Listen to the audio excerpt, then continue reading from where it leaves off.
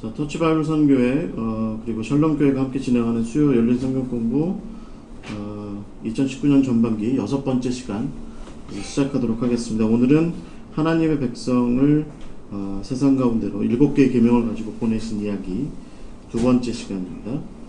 잠깐 기도하고 시작하겠습니다. 하나님 감사합니다. 오늘도 우리에게 귀한 나눔의 시간 허락하심을 감사드립니다. 이 시간을 통해서 우리가 더욱더 예수의 정신을 알게 하시고 예수님께서 우리에게 가르쳐 주신 바에 그 제자로서의 삶의 도리를 분명하게 깨달을 수 있도록 인도하여 주시옵소서. 주님, 우리에게 힘과 능력을 허락하여 주셔서 우리의 능력으로 살아가는 것이 아니라 주께서 우리에게 허락하여 주시는 그 능력으로 이 땅 가운데 제자로서의 참 삶의 그 도리들을 또 결실들을 이룰 수 있도록 인도하여 주시옵소서. 시작하는 시간입니다. 마치는 시간까지 성령께서 동행하여 주시옵소서. 살아계시고 역사하시는 예수 그리스도의 이름으로 기도하옵나이다. 아멘. 자, 우리가 지난 시간에 7개의 계명 함께 나눴습니다. 그리고 팔복 함께 했고요. 그리고 빛과 소금 함께 했고요. 그리고 이제 7개의 계명을 나눴는데 그 중에 앞에 4가지를 함께 나눴습니다. 그래서 율법의 완성을 위해서 예수님께서 오셨다라고 말씀하셨고, 또 형제 사이에 분노하는 것에 대해서 분노하는 것이나 살인하는 것이나 다를 바가 없다라고 하는 것, 정욕을 채우기 위해서 사람을 대하고 바라보는 것, 또 이혼의 문제와 관련해서 사람과의 관계에서, 형제와 이웃과의 관계에서도 혹은 아내와의 관계에서 불신하는 삶에 대해서 이야기를 나눴습니다. 그래서 제가 이것을 프레데릭 데일 브루너라고 하는 분의 그 주석, 마태복음 주석에 근거해서 이것이 이제 7일 동안의 이야기다. 그러니까 주일부터 월화수목금토, 그래서 일주일 동안의 이야기를 다룰 수 있는 그런 맥락으로 우리가 이렇게 해석해 볼 수 있다라는 그런 제 얘기가 아니라 프레데릭 데일 브루너라고 하는 분의 그 이야기에 비추어서 진행을 합니다. 그래서 지난주에 우리가 함께 나누었던 분노와, 특히 월요일의 분노와 화요일에 정욕을 채우기 위하여 바라보는 것과 수요일에 불신하는 문제, 이 세 가지가 굉장히 말하자면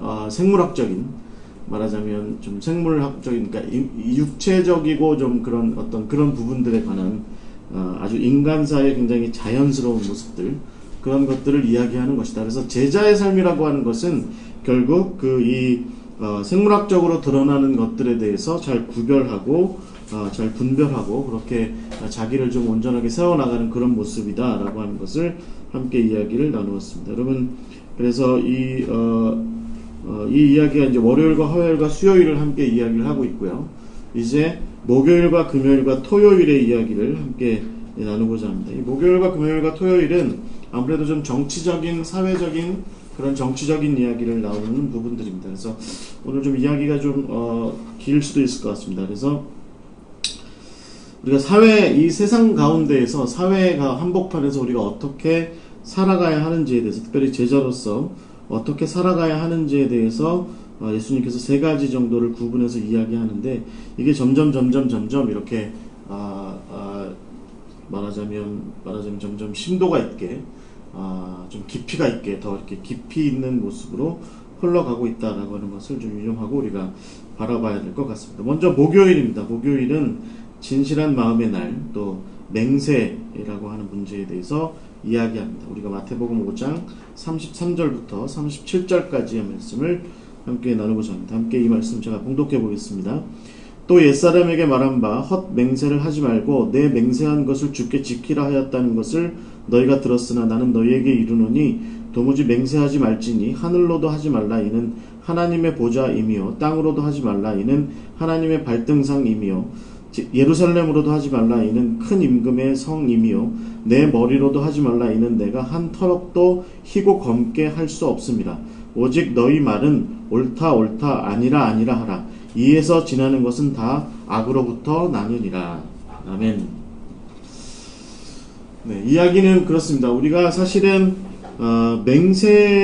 맹세하는 것을 앞세우는 그런 세상을 우리가 살아갑니다. 우리가 잘 아는 모습 가운데 한 가지가 이제 대통령들 보통 취임하게 되면 맹세하죠. 그래서 우리나라 같은 경우는 이제 헌법책을 손을 딱 얹고서 이렇게 맹세하고, 또 미국 같은 경우는 이제 성경책을 손에 딱 이렇게 얹고, 여러분 이제 그림에 보시는 것처럼 성경책을 손에 얹고서 한 손을 이렇게 딱 들고서 이렇게 맹세하는 그런 모습. 그래서 내가 국가와 뭐 하나님 앞에서 국가와 나라를 위해서 뭐 백성을 위해서 최선을 다하겠다 뭐 이런 모습을 합니다. 이런 맹세하는 모습은 사실 뭐 여기저기서 많이 볼 수 있죠. 가장 많이 우리가 맹세하는 경우가 뭐냐면 결혼할 때 맹세하죠. 다 여러분들 다 결혼할 때 맹세하셨죠? 네. 다 까먹었지만 모른 채 하고 살아가지만. 네.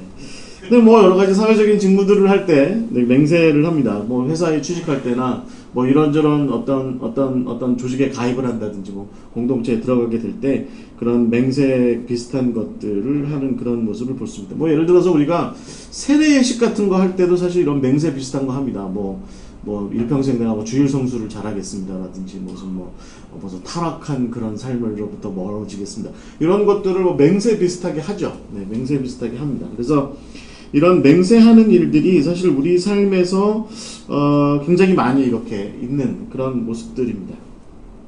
맹세 없이 살지 않죠. 네, 사실은. 그래서 맹세라고 하는 것들을 조금 폭넓게 생각해 보면 뭐 예를 들면 무슨 뭐 서로 계약을 맺을 때라든지 네.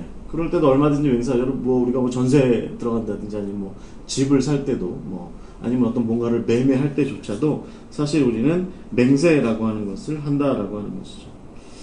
여러분, 이 맹세라고 하는 것을 할 때 항상 우리가 이제 이런 생각하게 되죠. 가만히 보면 서로 믿으면 그만이지 아니면 뭐 꼭 이렇게 맹세해서 어떤 서약문을 남기고 말이죠. 미국 같은 경우는 결혼 서약서 같은 거 굉장히 중요하게 생각하거든요.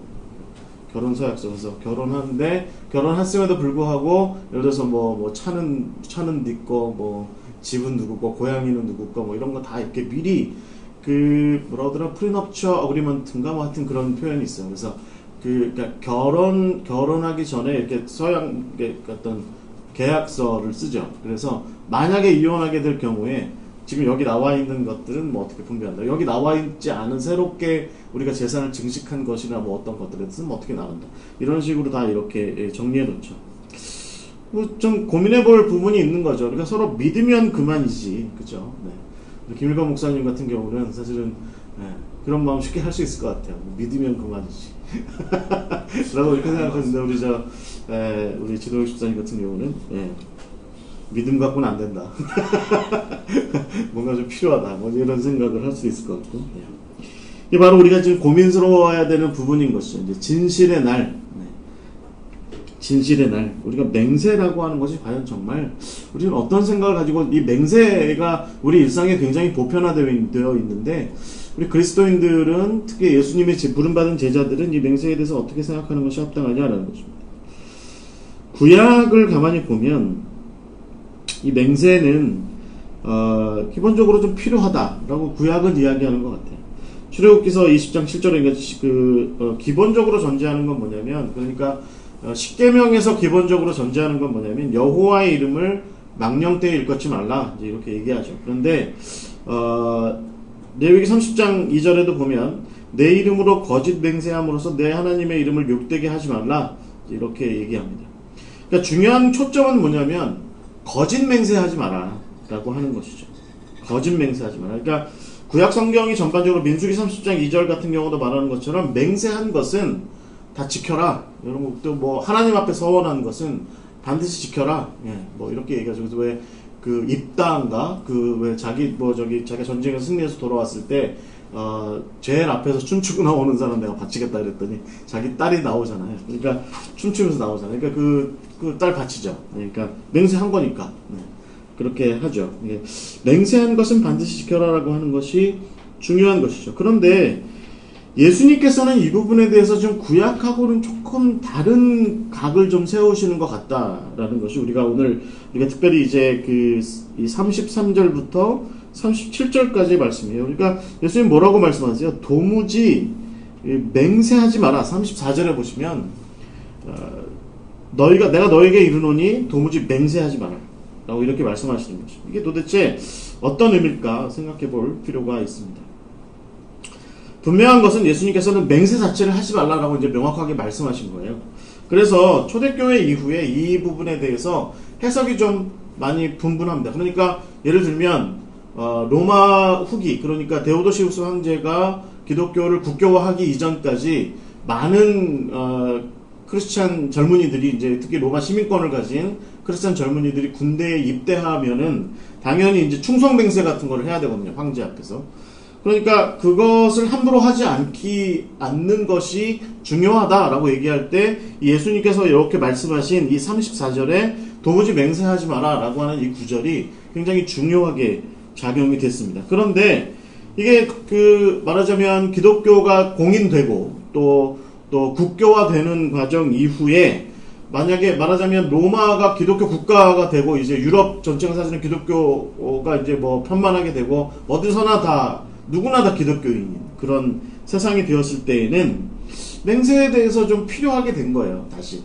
그러니까 어거스틴도 사실은 맹세라는 것이 이제 좀 좋게 쓰이면 필요하다라고 이렇게 얘기하는 그런 입장인 거죠. 그래서 전반적으로 보면 맹세라고 하는 것에 대해서 우리가 좀 생각해 보자면 어떤 기독교의 어떤 학자나 뭐 이런 분들은 맹세 성경에 얘기했으니까 예수님께서 말씀하셨으니까 아예 하지 마라 라고 얘기하기도 하고, 또 어떤 쪽은 뭐 그래도 최소한의 정도에서 좀 필요하지 않냐 이제 이렇게 얘기하는 그런 경향이 이게 확고하게 좀 갈리고, 좀 사실은 좀 입장이 좀 그 안에서 여러 스펙트럼을 좀 가지고 있다라고 하는 것이 역사적인 모습이에요. 예수님께서는 이 맹세에 관해서 적어도 이제 굉장히 좀 초점을 맞추고 있는 한 포인트는 있다라고 하는 걸 그 다음 구절들을 좀 이렇게 읽어보면 우리가 좀 알 수 있을 것 같아요. 그러니까 말하자면 맹세를 하되 맹세라고 하는 것을 지키지 않을 그런 헛맹세는 도대체 이제 하지 마라라고 하는 거죠. 그러니까 이게 예수님 시대를 보면 뭐가 정말 이 사회적으로 큰 문제인지에 대해서 우리가 좀 볼 수 있는 거죠. 그러니까 헛맹세가 무척이나 많이 이렇게 이루어지고 있다. 헛맹세가 굉장히 말하자면 이제 지키지도 않을 맹세를 남발하는 경향들이 많이 있다, 이렇게 얘기하는 거죠. 어떤 분의 얘기를 들어보면 요즘 아랍 사회도 그렇대요. 그러니까 뭐 제가 아랍에 사시는 분들을 좀 비하하거나 뭐 그러려고 하는 얘기는 아니지만, 뭐 거기 사셨던 분들의 얘기를 들어보면 그쪽 분들이 좀 습관적으로 이렇게 맹세한다는 거예요. 근데 뭐 맹세를 한다는 거예요. 그러니까 그래놓고 잘 안 지키는 거죠. 그리고 이제 만약에 누가 물어보면 아니 내가 맹세했잖아. 내가 맹세하는데 왜 나를 안 믿어? 뭐 이제 이런 식으로 얘기를 하는데 가만히 이렇게 보면 잘 안 지키는 거죠. 잘 안 지키는 그런 모습들이 있는 거죠. 그래서 예수님 시대에 가만히 보면 이 맹세에 관련된 문제들이 좀 교묘하게 이용되고 있는 부분들이 있다. 그런 모습들이 있는 거죠. 먼저 제가 이제 1페이지 마지막에 보시면 유대인들은 내 이름으로 거짓 맹세를 함으로 라고 하는 이 구절에서 이 거짓이라고 하는 의미는 좀 약화시키고 내 이름이라고 하는 부분은 좀 강화시킨 거죠. 그래서 자기가 이제 맹세들을 참 많이 하는데, 예수님 시대의 유대인들이 맹세를 많이 하는데 그 맹세가 지켜지지 않을 맹세다라고 하는 그런 거짓됨은 드러내지 않고 나는 하나님의 이름으로 맹세한 거 아니야. 그러니까 우리가 십계명 제3계명 내 이름을 망령되게 읽었지 말라. 내 이름은 신실하다. 그런데 그 신실한 내 이름을 망령되게 만들지 말라. 그러니까 내가 하나님의 이름을 두고 내가 맹세한다. 내가 하늘 두고 맹세한다. 뭐 이렇게 우리말도 이제 그런 말이 있는 것처럼 맹세를 그렇게 함부로 하는 거죠. 그러니까 함부로 할 때 그때 이 사람들이 하나님이라고 하는 이름, 원래 뭐 유대인들은 원래 뭐 하나님이라는 이름을 잘 야훼 뭐 이런 말 잘 사용하지도 않기도 하지만 아도나이 뭐 이런 식으로 말하듯이 그게 뭐 주님이라고 하는 말로만 대체해서 잘 사용하지도 않는 데다가 이 사람들은 결국 그러니까 하나님이라는 이름을 넣지만 않으면 맹세 뭐 괜찮다 이제 이런 생각을 해서 말하자면 좀 왜곡시키는 그런 경향이 있었던 거죠. 그리고 나서 말은 그렇게 하는 거예요. 나는 맹세한 대로 다 지켰다 이렇게 말하는 거죠. 나는 내 맹세에는 한 점 부끄러움이 없이 다 진실하다. 나는 내가 내 맹세한 것에 대해서 나는 그것이 진실하다고 생각한다. 나는 다 지키고 있다. 이렇게 얘기하면 아무런 문제가 없는 거예요. 그것이 굉장히 효력을 가지는 그런 부분들이 있었던 거죠. 그래서 그들은 큰 소리로 이야기하기를 하늘을 향해서 내가 맹세하고, 땅을 향해서 맹세하고, 머리카락을 향해서 맹세하고, 성전의 금태를 향해서 맹세하고, 뭐 제단의 재물을 향해서 맹세한다. 마태복음 23장에 뭐 그렇게 나와 있는 표현처럼. 그래서 신성모독만 피하면 된다라는 생각으로 그렇게 맹세를 하는 거예요. 그러니까 이게 이제 사람들이 맹세는 해도 되는데 하나님의 이름으로만 하지 않으면 되면 맹세가 효력 가치가 있는 거다 이렇게 생각을 하게 되니까 그 맹세가 이제 오남용이 되는 경우가 많이 발생하는 거죠. 예를 들면 거짓 맹세를 해서 이웃과 형제들을 고약한 모함에 빠뜨리는 경우나 또 어떤 혐의자가 있는데 자기 주장을 막 맹세를 하게 해요. 그러면 저 사람 맹세했잖아. 저 사람의 맹세가 아마 틀린 게 아닐 거야. 라고 이렇게 생각하게 된다. 예를 들면 나는 결단코 내가 맹세하건대 나는 그 사람을 죽인 적 없어요. 나는 그 잘못을 내가 하지 않았어요. 이렇게 하면 그게 나름대로 좀 효력을 갖는 거죠.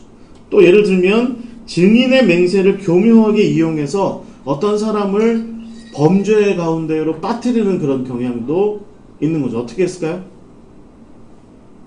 예를 들면 저 사람이 범법하는 것을 제가 봤어요. 그럼 이제 묻는 거죠. 법정에서. 네가 맹세할 수 있어? 맹세할 수 있습니다. 하늘을 두고 맹세합니다. 성전을 두고, 예루살렘 성전을 두고, 제단을 두고 맹세합니다. 거기 바쳐질 재물들을 두고 맹세합니다. 이렇게 하면 그렇게 말한 그거 자체가 효력이 있는 그런 게 돼버린 거죠. 그러니까 한번 가만히 생각해 보세요. 이렇게 우리로 요즘으로 치면 증언만 가지고 범법행위를 유죄 판결을 해버리는 그런 경향이 발생하는 거죠. 또 증언만 가지고 무죄를 해버린다든지. 요즘 우리나라에서 이거 가끔 사용하기도 하죠.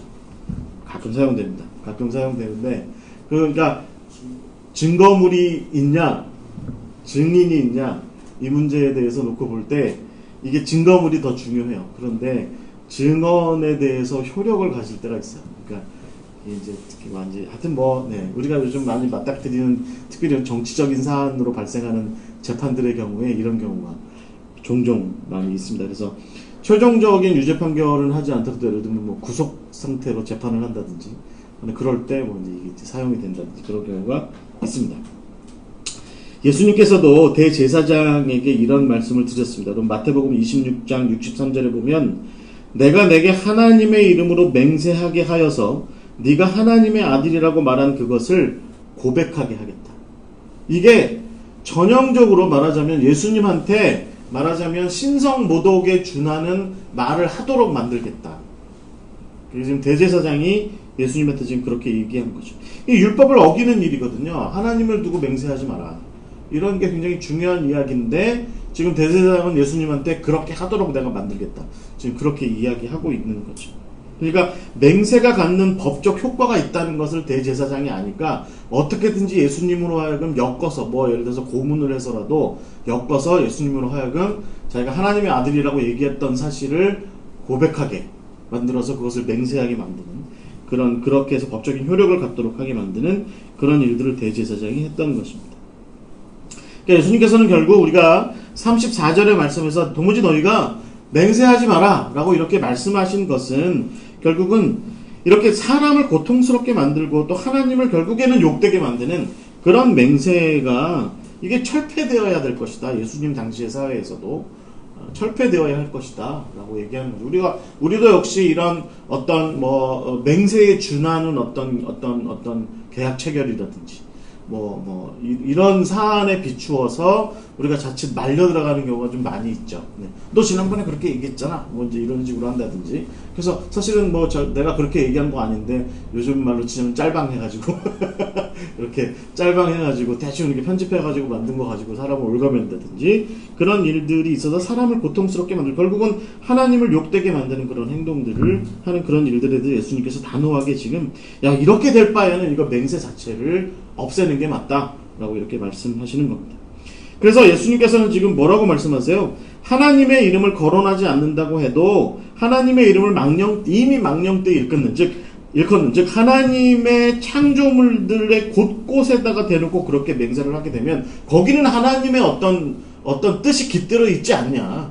그것 자체에는 하나님의 신실함이 없냐? 왜 거기다 대고 그렇게 함부로 또 그런 식으로 해서 결국에는 너희들의 맹세의 효과를 더 높이려고만 하냐, 너희들의 거짓 맹세임에도 불구하고 그런 것들을 더 높이려고만 하냐라고 이렇게 얘기하는 거죠. 그래서 예수님께서는 결국 이 맹세라고 하는 것이 갖고 있는 악한 요소들, 이 악한 요소들을 분명하게 말씀하시고 우리에게 말씀하시는 바가 뭐예요? 결국은 서양문만 믿는 세상, 그러니까 서약한 것 자체, 맹세한 것 자체, 그것만 믿는 세상에 대해서, 그것에 대해서 지금 문제제기를 하고 있는 것이죠. 하늘이 두 쪽이 나도 내 맹세는 틀림없다, 이렇게 말하면 그것 자체가 뭐 굉장한 효과를 갖는 그런 현실, 그런 문제에 대해서 그게 뭔데 라고 지금 예수님께서 문제제기를 하고 있는 겁니다. 그러니까 사탄은 이렇게 얘기하는 거죠. 맹세와 서약이라는 행위야말로 가장 합리적이고 믿을 만한 것이다. 그러니까 이것들을 기반으로 해서 너희들은 매우 합리적이고 건강한 사회를 세워라. 우리도 이런 얘기 잘하죠. 계약서 썼어? 계약서 썼어? 도장 찍었어? 도장을 찍어야지. 도장 찍을 때도 이게 다 접어가지고 이렇게 계약서 2개 맞춰가지고 가운데다도 다 찍고 그런 거 다 해야 되는 거야. 그게 그래야, 그래서 너 어떻게 그 사람 말만 가지고 그렇게 믿을 수가 있어? 라고 이렇게 이야기하는 그런 세상과 비슷한 겁니다. 여러분, 37절에 예수님께서 이 맹세와 관련해서 37절, 마태복음 6장 37절에 뭐라고 말씀하세요? 오직 너희가 해야 될 말은 뭐냐면, 옳은 것은 옳다 하고 아닌 것은 아니다 해라. 이에서 지나치는 것은 다 악으로부터 나오는 것이다, 이렇게 말씀하십니다. 그러니까 예수님의 제안은 맹세를 중심으로 한 삶, 그것이 아니라 정직한 마음을 중심으로 한 삶, 그게 중요하다라고 말씀하신 것이죠. 그들은 결국은 세상 어느 것을 보증으로 내세워서 맹세하는 것은 이게 사실은 부질없는 것이다 라는 것을 잘 아는 겁니다. 예수님의 제자들은 결국은 이런 것들이 무익한 것이다 라고 하는 것을 잘 아는 거죠. 그래서 그들은 이 모든 세상의 방법들을 대신하여서 그저 순전하게 정직한 삶을 구현하는 사람들이 바로 예수님의 제자들인 것이죠. 그래서 맞는 것은 맞다고 하고 아닌 것은 아니다, 옳은 것은 옳다고 하고 옳지 않은 것은 옳지 않다라고 그렇게 얘기할 수 있는, 그렇게 자기 삶을 좀 투명하게 하는 것. 예수님께서 팔복에서도 말씀하시죠. 너희가 하나님을 보게 될 거야. 어떤 사람이 보게 되죠? 청결한 사람, 퓨어한 사람. 그래서 속이 훤하게 들여다 보이는 그런 삶을 사는 사람이 하나님을 보게 될 거야 라고 말씀하시는 거죠. 그러니까 이게 맥락이 좀 통하는 얘기인 것이죠. 그래서 결국 여러분, 목요일이 어떤 날이에요? 정직한 날입니다. 그래서 우리 그리스도인들은 정직과 신뢰의 삶을 세워가야 한다, 지금 그렇게 얘기하는 겁니다. 이게 네 번째, 그러니까 주일을 제외하고 월요일과 화요일과 수요일을 넘어서서 분노와 정욕과 불신의 어떤 이혼의 문제, 그걸 넘어서서 이제 사회적으로 어떤 세상을 살아가야 하느냐라고 하는 문제와 관련해서 예수님께서 말씀하시기를, 어떤 법적인 도구들이나 사회적인 제도의 그런 도구들을 이용하지 않고도 서로의 진심을 알아보고 서로 평안함 가운데 살아갈 수 있는 방법은 바로 마음의 정직함과 투명함으로 살아가는 것, 그것이다 이야기하는 것입니다. 제가 아는 한 선교사님이 이제 그 선교사 사택이 이렇게 있는데, 선교지에서 선교센터가 있고 선교사 사택이 이렇게 있는데, 이제 한 5년쯤 지나서 이제 함께 사역하게 된 현지인 동역자한테 어느 날 이제 돈이 현찰이 좀 필요해서 이제 밖에 있는데, 야, 좀 네가 가서 우리 집에 어디에 가면 돈이 있다, 너 좀 돈을 좀 갖고 와라, 이렇게 얘기했대요. 그래서 보냈대. 그리고 나서 아차 싶었대. 아차 싶었대요. 그러니까 거기도 돈이 좀 있었던 거죠. 현찰이 좀 있었던 거죠. 그러니까 아유, 이거 제가 좀 더 가져가면 어떡하지? 이런 생각이 들더래요. 그런 생각이 들더래요. 그래서 막상 실제로 그 다음 저녁 때 들어가서, 그 친구도 돈을 갖고 왔고, 저녁 때 들어가서 돈을 이렇게 세보니까 돈이 모자른 거죠. 돈이 모자란 거야. 그래가지고 그 친구랑 같이 사역을 하면서 나중에 어떻게 했냐면 계약서를 썼대. 그 친구랑 이렇게 계약서를 써가지고 센터에 여러 가지 이제 행정과 재정과 이런 일, 말하자면 이제 job description 비슷한 거, 미션 스테이트먼트를 쓰는 거죠. 그래서 이제 네가 이런 일을 하고 또 근데 이런 사람들에 대해서는 책임을도 감당해야 돼. 근데 거기 이제 재정도 돈 문제도 집어넣은 거죠. 그러니까 그 사건이 있은 후에 이걸 만든 거예요. 근데 이제 그 돈이 어떤 한 분이 거기 단기 선교로 오셔가지고 후원금을 주신 금액 정도였는데 그 금액이 이제 거기 없었던 거예요. 그래서 이제 가져갔나 보다. 근데 뭐 또 따지긴 그렇고 그냥 이렇게 넘어갔는데 나중에 보니까 잘 안 보는 성경책인데 성경책 사이에 봉투가 하나 이렇게 딱 껴져 있어. 이렇게 딱 보니까 그때 그분들이 이제 헌금을 하고 가신 돈이 거기 딱 이렇게 꽂혀 있었던 거죠. 정말 막 회개했대요. 아우 내가 그리고서 그 친구한테 솔직하게 얘기했대.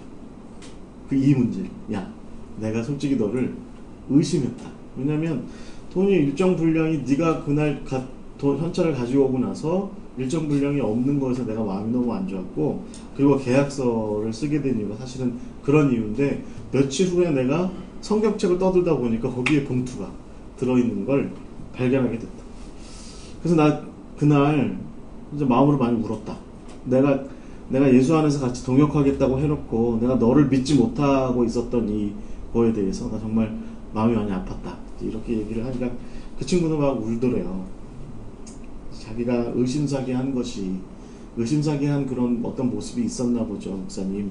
그렇게 얘기를 하는데 너무 마음이 아팠고 그 자리에서 계약서를 찢었다. 서로 사인하고 그런 거를 또 그 계약서 갖고 와봐 그래가지고 우리 앞에서 이렇게 합쳐가지고 보는 앞에서 찢었대. 네, 여러분 우리가 사회적으로 살아가야, 그러니까 우리가 이 세상 한복판에서 예수님의 부름받은 제자로서 살아가야 한다고 할 때 우리가 예수님께서 언젠가 마태복음 18장인가에서 말씀하신 것처럼 어린아이와 같아라 라고 말씀하신 것을 우리가 좀 기억해야 될 것 같아요.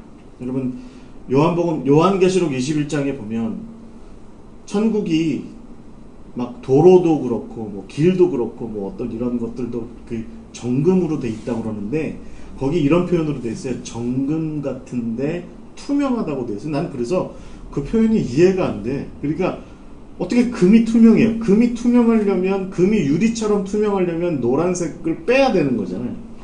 노란색을 빼면 백금 그것도 투명하지 않은데. 근데 하여튼 그 요한계시록 21장에 보면 18절과 21절에 보면 천국이 정금 같은 것으로 채워져 있고 그런데 그 정금이 투명한 유리 같다. 근데 그 어느 주석에 보니까 이런 표현도 된 거죠. 그러니까 천국이 그만큼 퓨어한 곳이라는 거예요. 청결한 곳이고 하나님께서 깨끗하게 하신 곳이고 하나님께서 투명하게 하신 곳이라는 거예요.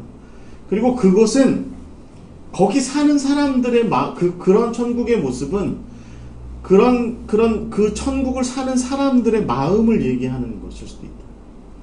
그러니까 천국은 유리알처럼 이렇게 투명한 사람들의 마음이 투명하게 깨끗한 사람들 보면은 막 이렇게 왜 우리 그렇잖아. 이렇게 보면 같이 교회 다녀도 말이죠. 저 사람은 눈빛이 뭐가 있어. 라는 그런 생각을 하게 되는 그런 사람들이 있는데 천국은 하여튼 그런 곳이라는 거죠. 그러면서 저 오늘 목사님의 설교에서 들은 표현 중에 한 가지가 뭐냐면 결국은 천국이 그렇게 투명한 사람들의 맑은 사람들의 곳이라면 우리가 이 땅 가운데에서 이 땅이 아무리 우리를 속일지라도 이 세상에 우리가 살아가는 세상이 우리를 아무리 속일지라도 우리가 끊임없이 우리 스스로가 계속해서 투명한 청결한 정직하고 또 신뢰를 버리지 않는 내가 당신을 믿습니다.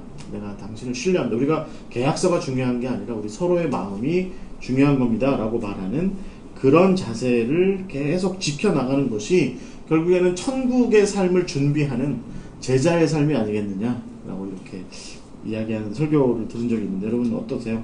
목요일 정직한 날입니다. 여러분 우리는 우리 서로를 믿나요? 우리는 우리 서로를 믿는지 모르겠습니다.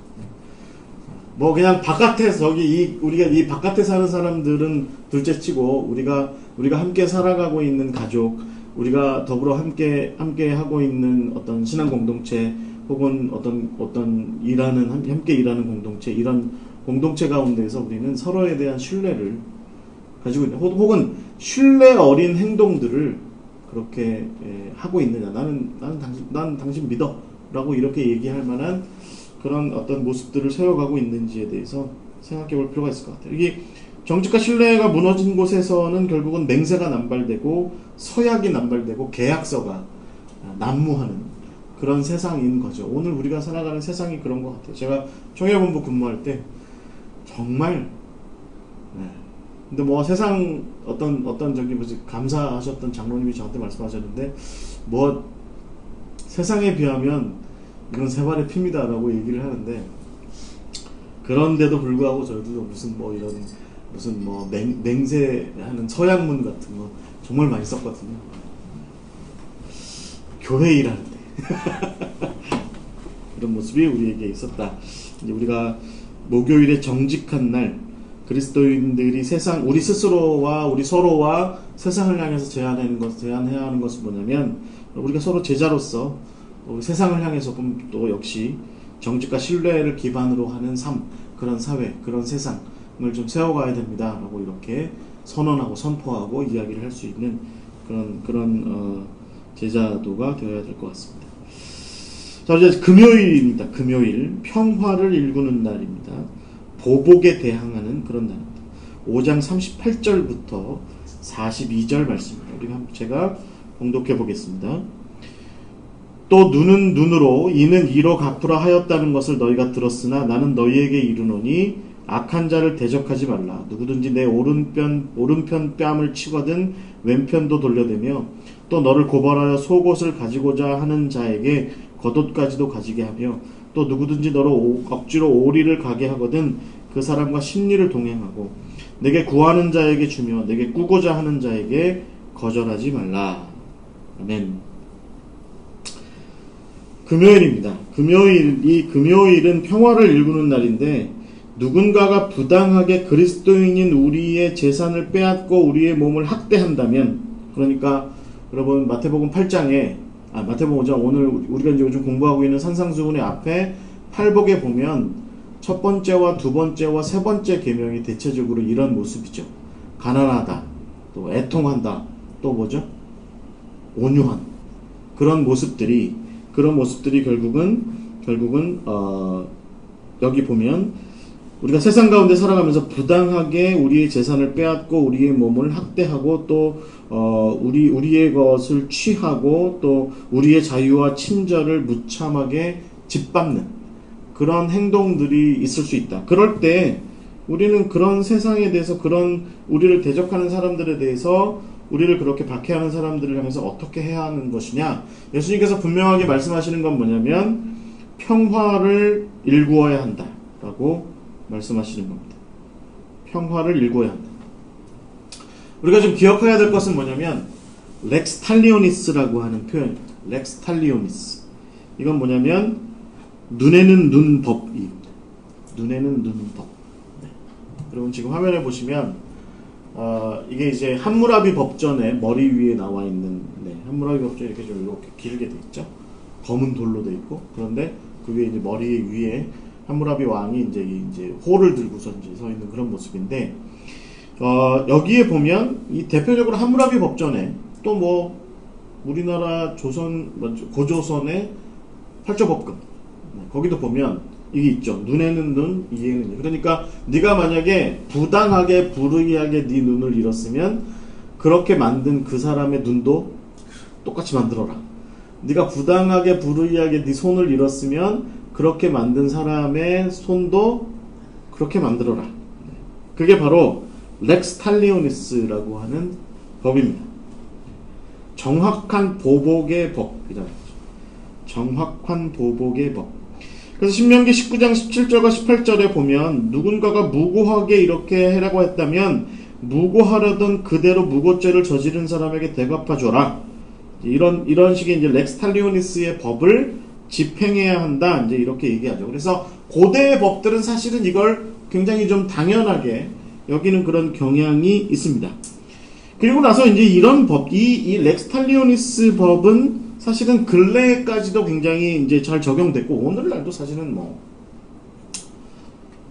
그러니까 이제 아주 사적으로 사용하는 건 금지될지 모르겠지만, 그러나 여러분 인도라든가 방글라데시나 그런 아주 전통적인 관념이 지배하고 있는, 관습이 지배하고 있는 나라에서는 아직도 사적으로 이런 일들이 종종 발생하기도 하죠. 보복하는 경우가 발생하기도, 예를 들면 자기 여동생이 좀 죄송한 표현이지만 강간을 당했다든지 그러면 상대방이 가서 보복 살해하는 거에 대해서 사회적으로 어느 정도 마을에서 이제 암묵적으로 받아들인다든지 이런 일들이 있죠. 근데 중세와 근세의 유럽 사회에서 젠틀맨들, 그러니까 신사들 사이에도 이런 일들이 있었어요. 그러니까 이걸 시실리안 저스티스라고 그래요. 그러니까 시실리 섬에서 아마 유래했던 모양이겠죠. 벤데타법이라고 얘기합니다. 벤데타법. 벤데타라는 거 영화 있었죠. V for 벤데타 이런 영화 있었죠. 그 벤데타법이라고 보통 얘기하는데 이게 렉스 탈리오니스의 법이죠. 그러니까 예를 들면 이건 좀 합법적으로 발생해요. 예를 들면 어떤 백작이 자기 마누라가 자기 부인이 어떤 후작이랑 바람났어요. 그러면 백작이 자기 시종을 보내요. 그 후작한테 몇 날 몇 시에 공원 어디 호숫가로 나와. 그래서 우리가 알고 있는 근세의 그 칼 있잖아요. 얇은 그 칼 있죠. 그 칼을 이렇게 챙챙챙 해가지고 죽이거나 어떤 크게 상처를 입혀. 그러면 그거는 정당한 걸로 받아주는 거죠. 예를 들면 그게 미국 서부 사회에도 있었죠. 미국 서부 사회도 만약에 그렇죠. 총싸움 이렇게 그 가운데 이제 이렇게 손수건 딱 떨어뜨리면 몇 발짝 걸어가서 뒤로 돌아와서 먼저 쏘는 놈이. 근데 둘 다 맞을 수도 있고 결국은 그래서 둘 다 맞을 수도 있고. 근데 그런 일들이 있죠. 근데 옛날에 그 무슨 총이에요? 제가 이름 까먹었는데 이렇게 심지 땡겨가지고 이렇게 권총인데 심지 땡겨서 쏘는 총. 그거는 이게 명중률이 한 10m 벗어나면 명중률이 심하게 떨어지는 총이에요. 그러니까 우리가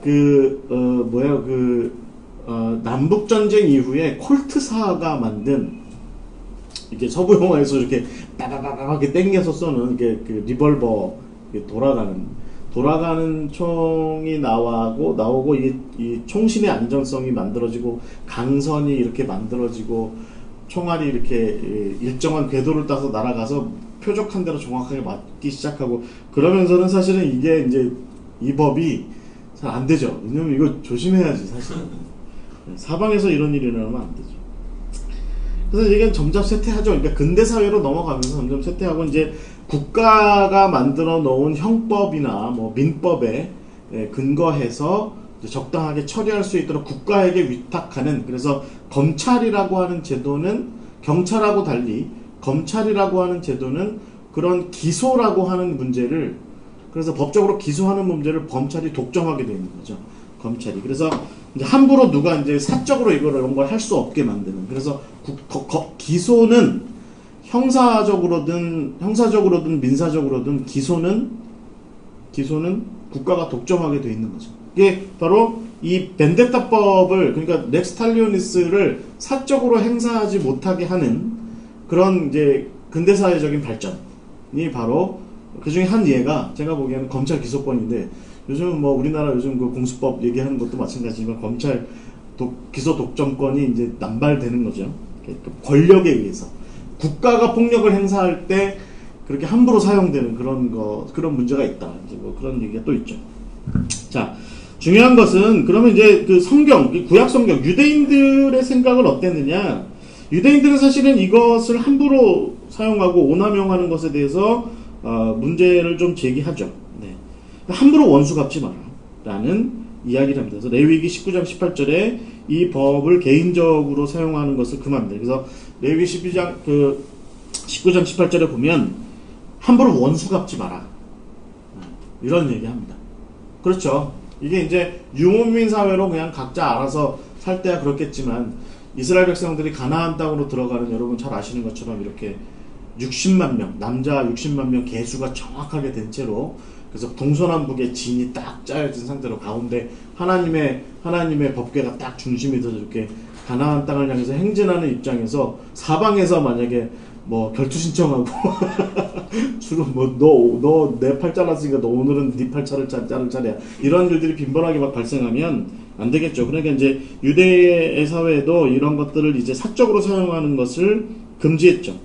웬함이라고 하는 분은 뭐라고 얘기하냐면, 유대인들 사이에서 이 법은 사실상 금지됐다. 개인적인 보복은 더욱더 강력하게 금지됐다 얘기하는 거죠. 그런데 예수님 시대에 이르러서 이런 것들이 일정 부분에서 좀 왜곡되는 경향이 나타났다라고 얘기하는 겁니다. 특별히 이게 어떤 문제가 있었냐면, 특별히 이제 로마가 지배하는 사회, 로마가 지배하는 사회 내에서 지배층으로서의, 그러니까 그 정복자들로서 로마, 그 다음에 그 정복자들인 로마에 기대어 사는 친로마주의자들, 뭐 사두개인들 중에 일부가 좀 그랬을 테고, 사두개인들이 대체적으로 많았던 로마의 그 친헤롯파의 좀 신흥 귀족들이, 이런 사람들이 좀 많았겠죠. 그리고 무엇보다 그러니까 이런 사람들이 드러내는 폭력들에 대해서, 그러니까 그리고 자꾸 이렇게 드러내는 폭력들 있잖아요. 아무래도 뭐 세금을 막 너무 갈취한다든지, 뭐 함부로 노동력을 착취한다든지, 땅을 빼앗는다든지, 그런 일들이 로마가 뭐 이게 그 시오노 나나미 같은 사람들은 굉장히 합리적인 나라였다라고 얘기를 하지만, 그건 시민들에 한해서 그런 거고 정복된 식민지 국가의 무슨 나름대로의 합리성이라고 하는 것을 이렇게 보장한다는 건 쉽지 않은 문제입니다. 그러니까 정복한 나라는, 그렇죠, 뭐 우리나라가 다른 나라 정복한 사례가 별로 없어서 그렇지, 우리나라도 일본이 우리나라 정복했을 때 그러고, 우리나라도 옛날에 잘 모르겠지만 피지배 계층으로서 고구려 시대 같은데, 뭐 발해 시대, 뭐 말갈족 이런 사람들 많이 괴롭히지 않았을까요? 저는 그런 생각 좀 합니다. 중요한 것은 이 개인적인 이런 폭력들에 대해서 유대교 사회가 뭐라고 그러냐면, 그들에 대해서 폭력에 대해서 폭력으로 대응하는 것에 대해서 어느 정도 인정하는 거예요. 그 대표적인 게 뭐냐면 시카리들. 예수님 시대에는 시카리들이고, 예수님 시대에는 없었지만 이후에 이제 한 AD 한 50년경부터 등장하기 시작한 열심당원들, 질럿들, 그러니까 이런 사람들이 폭력적으로 뭔가 해결을 하자, 그러니까 우리나라가 해방돼야 된다, 우리 민족이 해방돼야 된다, 이라고 하는 문제를 얘기하는 것에 대해서 뭔가 좀 생각해 볼 필요가 있다. 그러니까 예수님의 이 문제는, 예수님께서 지금 우리가 금요일에 보복이라고 하는 문제에 대해서 얘기할 때에 이 폭력을 폭력으로 맞서야 한다라고 하는 문제에 대해서 예수님께서 조금 다른 얘기를 하고 계신 거다라고 하는 것을 좀 생각해 볼 필요가 있다라고 하는 것이죠. 그러니까 우리나라로 치면 어떤 거예요? 김원봉 같은 분들 결사단, 암살인가? 영화? 거기 보면 김원봉 같은 사람 나오잖아요. 그 결사단 만들어서 양복 잘 입고 다니면서 총 빼가지고 일본인들 막 암살하고, 뭐 이제 이런 행동, 친일파들 암살하고, 이런 일들을 하는 것이, 이제 우리는 영화 같은 것들을 봐도 참 의롭다. 의롭다. 예를 들면 윤봉길, 의롭다. 또 누구예요? 안중근 이또 히로부미를 총으로 쏴서 척살했다. 의롭다. 이렇게 얘기할 수 있죠. 얘기할 수 있는데, 예수님께서는 지금 뭐라고 말씀하시는 거냐면, 그게 그런 폭력이 하나님 앞에서 합당한 것이냐 라는 문제를 제기하시는 거죠. 그래서 예수님께서 지금 말씀하시는 게 뭐예요? 너희가 38절에 보시면 눈은 눈으로 이는 이로 갚으라고 하였다는 것을 너희가 들었다. 그리고 그런 것들이 오늘날 예수님 당시의 시대를 살아갈 때 특히 로마 지배자들로서 그 로마를 향해서 그렇게 하는 것이 합당하다고 들었는데, 그런데 나는 너희들에게 말하는데 악한 자를 대적하지 마라 라고 얘기하신 거죠. 우리가 이제 여기서 관심을 가져야 될 포인트가 있습니다. 첫 번째는 뭐냐면, 예수님께서 여기서 말씀하실 때 그 39절에 보시면 너희라고 이렇게 표현하신 거예요. 너희. 그러니까 네가 그렇게 들었는데 너가 그렇게 들었는데라고 말씀하신 게 아니라 너희가 그렇게 들었는데라고 먼저 정리하시는 거예요. 그러니까 이 너희라고 하는 것은 뭐냐면 이게 제자 공동체를 통째로 일컫는 얘기인 거죠. 이게 너희들이 공동체 제자로 부름받은 너희들이 어떤 몇 사람만 들을 얘기가 아니라 너희들 모두가 다 이 원칙에 대해서 한번 생각해보고 이 원칙에 입각해서 나를 따라야 한다라고 이렇게 말씀하시는 겁니다. 그러니까 예수님의 계명을 잘 인식하고 그것을 실천하는 문제는 그렇게 말하자면 혼자만의 일은 아니라는 거예요. 그냥 자기 혼자 자각하고 자기 혼자 깨닫고 자기 혼자 그런 가치관을 세워서 그냥 실천하면 된다라고 생각하는데 사실은 예수님의 말씀하신 예수 공동체의 계명의 가치관은 이 공동체가 함께 세워가야 하는 것이죠. 공동체. 제가 어떤 청년이 회사에서 불의하게 그 돈을 챙기는 그런 경리과 경리팀의 문제를 이제 문제 제기하려고 한다. 이제 그 다음 주에 그리고 자기는 뭐 과감하게 잘릴 각오를 하겠다. 뭐 이런 이야기를 할 때 그 교회 담임 목사님, 장로님들, 권사님들이 싸그리 뭐라고 얘기했냐면 그러지 마 라고 했다는 거예요. 근데 그 청년이 그때 느꼈던 거에 대해서 저한테 뭐라고 얘기했냐면 외톨이 같다 라는 얘기를 했어요. 외톨이 그냥 그 자리에서는 하여튼 뭐 네 알겠습니다. 네, 뭐 어르신들 그렇게 말씀하시는데 제가 뭐 근데 사실은 그 다음 주에 그냥 이 친구는 결행을 했어요. 그리고 교회를 옮겼어요. 교회를 옮기고 지금 익명의 그리스도인처럼 삽니다. 익명의 그리스도인처럼 사는데 친구가 이제 그런 얘기 하더라고요. 그러니까 자기는 교회 공동체가 자기가 이런 문제를 이야기했을 때 교회 공동체가 자기가 이런 문제를 얘기했을 때 그래 네가 하는 것이 옳다라고 이렇게 인정해 줄 줄 알았는데 그럴 줄 알았는데 그러지 않더라라고 하는 거죠.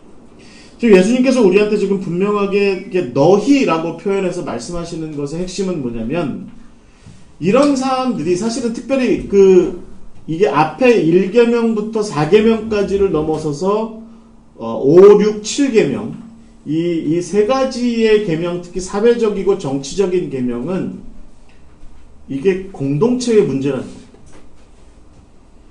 공동체의 문제. 그러니까 공동체가 생각을 좀 같이 해야 되는 문제가 있다라는 것이죠. 그 첫 단추가 뭐냐면 바로 보복의 문제라는 것입니다.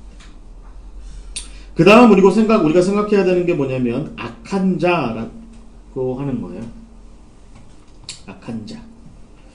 일반적으로 이 단어에 대한 해석은 우리에게 악을 행하는 존재죠. 그러니까 그 구체적인 누군가가 있어요. 이 악을 우리한테 악을 행하는 자. 우리한테 악을 행하는 자. 그런데 이 악이라고 하는 이 문제가 그러니까 the evil one이라고 하는 얘기하는 이 산상수훈에서 이야기하는 이 악한 자는 대체적으로 사탄을 이야기합니다. 그러니까 앞에 맹세에 대해서 이야기할 때 37절에 악으로부터 난다 라고 얘기할 때의 이 악, 그 다음에 또 여러분 나중에 우리가 얘기하겠지만 그 주기도문 다만 악에서 구하옵소서 라고 얘기할 때 그 악, 그 다음에 오늘 우리가 함께 나누는 말씀에서 39절의 말씀에 악한 자라고 이야기하는 이 문제는 이게 단순히 그냥 나랑 좀 대적하는 사람, 예를 들어서 우리로 치면 어때요? 우리의 주적이 어디죠? 대답을 못하시네. 우리의 주적 국방백서 아직 안 바꿨을걸? 북한. 그래요? 뭐 예를 들면 몰라, 안 바꿨나 모르겠는데 하여튼 북한 뭐 이렇게 얘기하면 악한 자가 그냥 그런 존재인 거죠. 그 다음에 이제 뭐 예를 들어서 우리에게 악한 자가 누구야? 예를 들면 우리 집 앞에 쓰레기 버리는 사람. 그 다음에 나한테 잔소리하는 사람. 김일관 목사한테 강진동 목사. 악한 자. 이렇게 얘기할 수 있는데, 근데 그게 악한 자라기보다는 우리가 좀 우리를 대적한, 구체적으로 우리를 대적하는 자로서 사탄을 생각을 해야 된다라는 것입니다. 그 사탄은 특별히 이 예수님께서 지금 이렇게 산상수훈에서 말씀하시는 우리 앞에서 악을 자꾸 행하는 존재. 그래서 우리로 하여금 악에 대하여서 뭔가 맞대응하도록 자꾸 만드는 그런 존재. 그런 존재로서의 사탄을 우리가 잘 기억해야 된다는 거죠. 성경은 분명히 사탄을 어떤 존재로 이야기합니까? 특별히 참소하는 자로 이야기합니다. 참소하는 자. 그러니까 성경은 이렇게 얘기하는 거죠. 사탄은 자기의 동료들과 더불어서, 자기에게 동조하는 자들과 더불어서 우리 앞에서 악을 행해요. 그러면 자꾸 우리한테 어떻게 조장하는 거예요? 그래? 너도 해. 라고 얘기하는 거예요. 그러니까 야, 내가 보기에 가장 합리적인 법은 렉스 탈리오니스야. 그러니까 자, 내가 지금 네 팔을 잘랐잖아. 그러니까 너도 네 팔 자른 상대방의 팔을 잘라. 내가 네 눈을, 한쪽 눈을 멀게 했잖아. 그러면 너도 상대방의 눈을 좀 멀게 해. 라고 이렇게 얘기하는 거죠. 그러니까 사탄은 결국 그 하수인들과 더불어서 우리 앞에서 악을 행사하고서 우리로 하여금 그 반작용으로 분노를 품게 하고, 그리고 그 분노를 실질적으로 악으로 행사하도록 만드는 존재가 바로 사탄이라는 겁니다. 그래서 우리한테 렉스 탈리오니스를 행사하라는 거예요. 벤데타를 행사하라는 거예요. 그래서 눈에는 눈 법을 해라. 그게 옳다라고 자꾸 우리한테 그렇게 이야기하는 거죠. 그래서 만약에 우리가 견디지 못하고 참지 못하고 으아 하고서 상대방의 팔을 잘라버리면, 상대방의 눈을 멀게, 나랑 똑같이 멀게 만들어버리면, 그때서 기다렸다는 듯이 사탄은 하나님 앞에 가서 이렇게 얘기하는 거죠. 하나님 보십시오. 이 사람도 악을 악으로 갚았습니다. 이제부터 이 사람 역시 내 사람입니다. 라고 얘기하는 거죠. 그게 바로 사탄이 요업하고 버렸던 모습이에요. 그리고 보란듯이 그리스도인을 자기의 지옥으로 끌고 가는 거죠. 그러니까 예수님께서 보시기에 악한 자를 대적하지 마라 라고 얘기하는 말씀은, 그리고 악을 상대하지 마라 라고 말씀하시는 그것은, 그렇게 되면, 그렇게 상대하게 되면, 악을 상대한다는 것은 결국은 또 다른 악을 만들어 나가는 것이기 때문에 결국에는 거기에 빠져들게 될 것이고, 결국은 악한 the evil one, 그러니까 악한 자, 사탄의 일부가 돼버리는 거다라는 것을 지금 말씀하시는 거예요. 이제 예수님께서는 그래서 악을 악으로 상대하지 마라라고 말씀하시면서, 제3의 길을 이야기하세요. 그런데 특이하게도 여기서 가만히 보세요. 여기 보시면 39절에도 보시면 누구든지 너희 오른뺨을 치거든이라고 돼 있지 않고 너의 오른뺨을 치거든이라고 됩니다. 그러니까 이게 말씀하시는 대상이 또 갑자기 바뀌었어요. 어떻게 바뀐 거예요? 너희 오른뺨이라는 것은 공동체로 말씀하시지 않고 지금은 뭐라고 말씀하시는 거예요? 너라고 말씀하시는 거예요. 너. 이게 무슨 얘기입니까? 이전에는 2인칭 복수를 사용하셨다가 지금은 다시 2인칭 단수로 온 거죠. 그러니까 그리스도인의 제자의 이 제3의 길의 실천이라고 하는 것은, 이제부터 예수님께서 말씀하시는 제자의 제3의 길의 실천이라고 하는 것은, 그것은 공동체의 어떤 군중의 실천이 아니라 그냥 한 개인의 실천이라는 겁니다. 그리스도인의 삶의 실존이라고 하는 것은 공동체적으로는 인식하지만 실천의 실제는 개별적입니다. 그래서 성경이 우리한테 가르쳐주는 바는 뭐예요? 우리는 각자 자기 땅끝으로 파송받는 겁니다. 그 파송받은 자리에 우리 혼자 서 있다는 것이죠. 그것이 우리한테는 중요한 문제다라는 것입니다. 우리가 이 부분에 대해서 잘 생각해야 돼요. 이 부분에 대해서. 하나님 나한테는 왜 동지가 없나요? 엘리야도 그렇게 얘기하잖아요. 왜 하나님 나 혼자입니까? 라고 얘기하잖아요. 그런데 혼자인 게 맞다 라고 하는 거죠. 그리고 나서 예수님께서는 그렇게 홀로 악을 대항하여서 이제 싸워야 하는 당신의 제자에게 제3의 길을 이야기합니다. 여러분 한번 생각해 보시죠. 제1의 길은 뭐예요? 악을 악으로 대항하는 길입니다. 그러면 이게 제3의 길이면, 예수님께서 이제부터 말씀하시는 것이 제3의 길이면 제2의 길이 있는 거죠. 제2의 길은 뭘까요? 그게 바로 바리새인이나 열심당원들의 그런 말하자면 로마에 대한 친로마파들에 대한 항거, 폭력적인 항거, 칼 들고 다니면 칼이 아니라 이렇게 단도를 들고 다니면서 항거하는 그런 태도들을 바리새인들이 많이 이렇게 원리적으로 지원했거든요. 그들에 대한 모습에 비해서 쿰란 같은 사람들은 어때요? 에세네파 이런 사람들은 대체적으로 현실로부터 좀 벗어나 있는 행태를 보이는 거죠. 그러니까 이게 사실은 두 가지 길이 이미 있는 겁니다. 폭력적 악에 대해서 두 가지 행동이 있어요. 하나는 뭐냐면 일단 폭력에 대해서 폭력으로 대항하는 겁니다. 두 번째는 뭐냐면 폭력이 나한테 직접적으로 와닿지 않는 한에는 거기에 대해서 거리를 두는 거예요. 우리 많이 그러죠? 우리 김일건 목사님 이전에 그랬죠? 이것은 나의 일이 아니니 나는 모르겠습니다. 우리 이동일 집사님 어땠어요? 이전에 이것은 나랑 한겨움 상관없는 일이니 나는 모르겠습니다. 나는 지금 쿰란에 앉아있으니 주의 말씀이나 열심히 읽겠습니다. 이런 태도를 갖는 거죠. 근데 지금 예수님께서 뭐라고 말씀하세요? 야, 그런 현실이 보통 여러분 헤셀 같은 사람들이 이야기하는 그런 예언자 같은 책들도 뭘 얘기해요? 결국은 이게 현실이라는 게 분명하게 있다. 그 현실을 우리가 현실 속에 살아가고 있는 거야. 사실은 내가 아무것도 폭력을 당하지 않고 있는 것 같지만 사실은 우리는 지금도 사실은 누군가에게 폭력을 당하고 있고 누군가에게 뭔가를 빼앗기고 있고 누군가에게 압제를 당하고 있고 누군가에게 뭔가를 이끌려서 폭력적으로 이끌림 당하고 있다. 그런 현실을 깨달았을 때, 그런 현실을 알게 됐을 때 내가 어떻게 하는 게 맞아?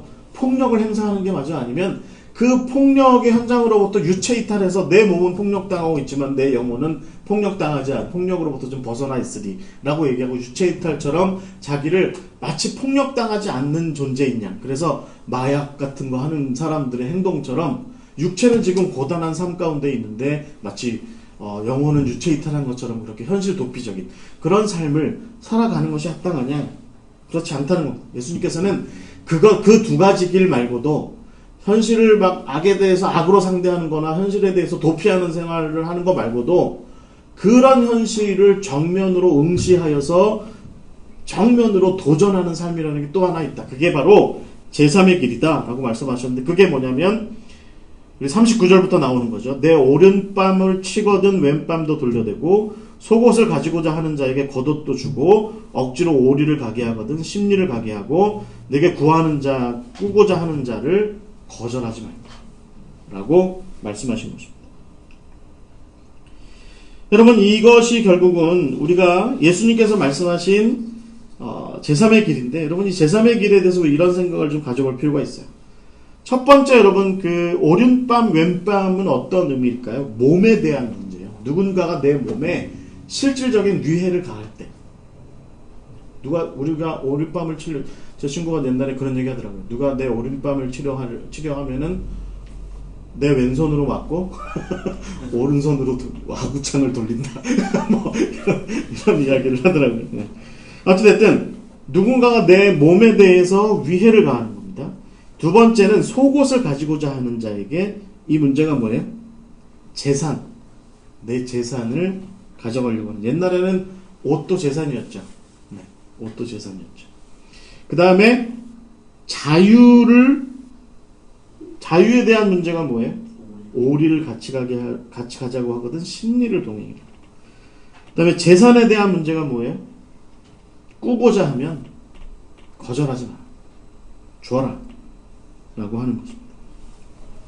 이런 모습. 여러분 이거 뭐 잘 알고 계시죠? 근데 여러분 저는 이걸 좀 뉘앙스로 좀 읽을 필요가 있다. 일단은 이 성경을 좀 뉘앙스로 읽을 필요가 있다. 간디 같은 사람이 결국은 이거를 잘 읽었대잖아요.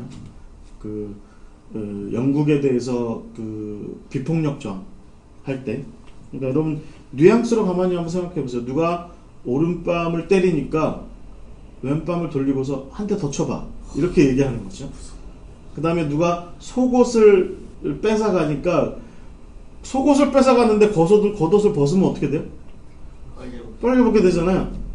근데 그러니까 원래 그 유대인들의 법에 그 저녁 나절에는 그 겉옷 돌려줘라. 근데 겉옷 돌려주고 속옷 뺏어가는 거야. 이런 태도를 보이는데 걷다 대놓고 그 밤을 겉옷이 이불처럼 작용을 하는 거니까 겉옷을 덮고 자야 되는데 겉옷이라도 그런데 겉옷을 홀라당 벗어가지고 빨개 벗은 채로 야 이 겉옷도 가져와라 하는 거죠. 그 다음에 이건 누가 그러는 거예요? 로마 병사가 와서 야 내 군장 짊어지고 5 로마 마일 따라와 이렇게 하는 거죠. 근데 거기다 대고 뭐라고 하는 거예요? 5마일 더 가줄게. 5마일 더 가줄게. 라고 합니다. 우리 어떻게 생각하세요? 만약에 내가 로마 병사인데 로마 마일 따라와. 한참 집안일 밭에서 일하는 사람 너 이리 와. 일 못하게 하고 그 호미 쟁기 던져놓고 나한테 와. 그리고서 나 지금 힘드니까 군장 들고 따라와. 그러면 법이 식민지 사람은 무조건 5 로마 마일을 쥐고 가줘야 되는 거예요. 근데 5 로마 마일 갔더니 그 사람이 뭐라고 그래? 이제 이 로마 병사는 법대로 했으니까 자 이제 너는 집으로 돌아가. 새로 이제 너 이리 와 이렇게 했는데 이 사람이 너 이리 와 하고 있는데 이 사람이 아니 저 사람 부르지 마시고 저 사람 부르지 마시고 제가 5마일 더 가드릴게요. 이렇게 하는 거죠. 그러면 로마 군사 입장에서 쳐다보면 이제 이런 생각하는 거죠. 이 자식 봐라. 이 자식 봐라. 이런 생각을 할 수 있게 된다는 거죠.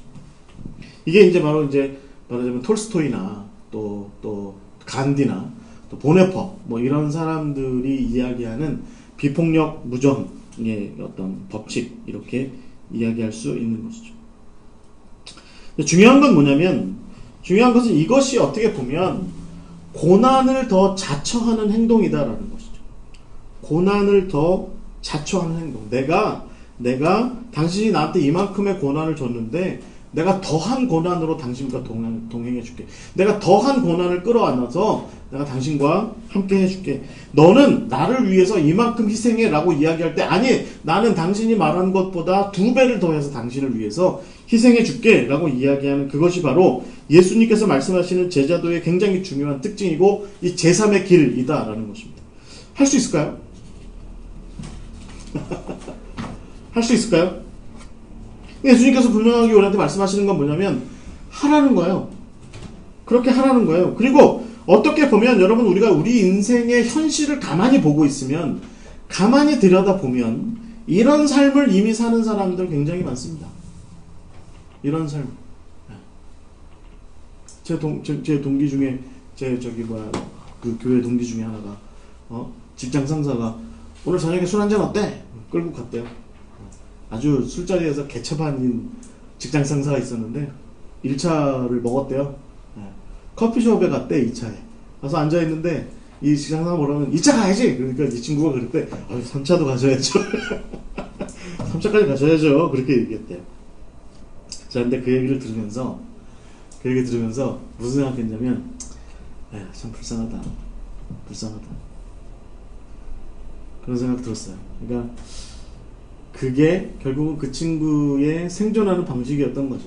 그냥 그 집에 돌아가기 전에 술 깨는 약 먹고 뭐 집에 들어가서도 다 토하고 막 마누라한테 힘들어 죽겠다고 막 푸념하고 다 하지만 다음 날은 또 아무 일 없다는 듯이 일어나서 또 출근하고 하는 그런 모습들을 보이는 것이 바로 그런 모습들인데 여러분 그러나 우리가 한 번쯤 이런 생각을 좀 가져봐야 될 것 같아요.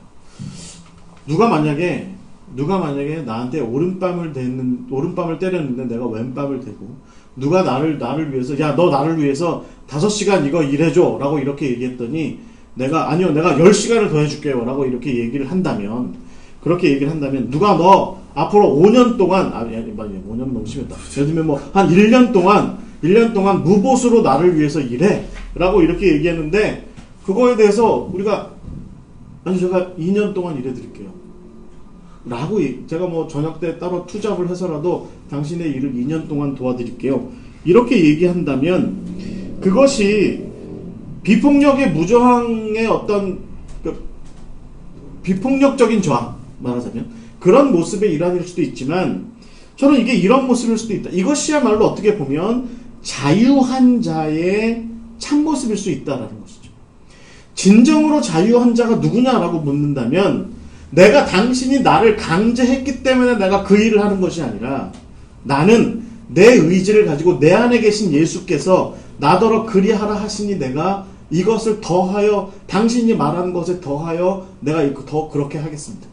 라고 얘기할 수 있는 것이야말로 사실은 어떻게 보면 자유라는 것이죠.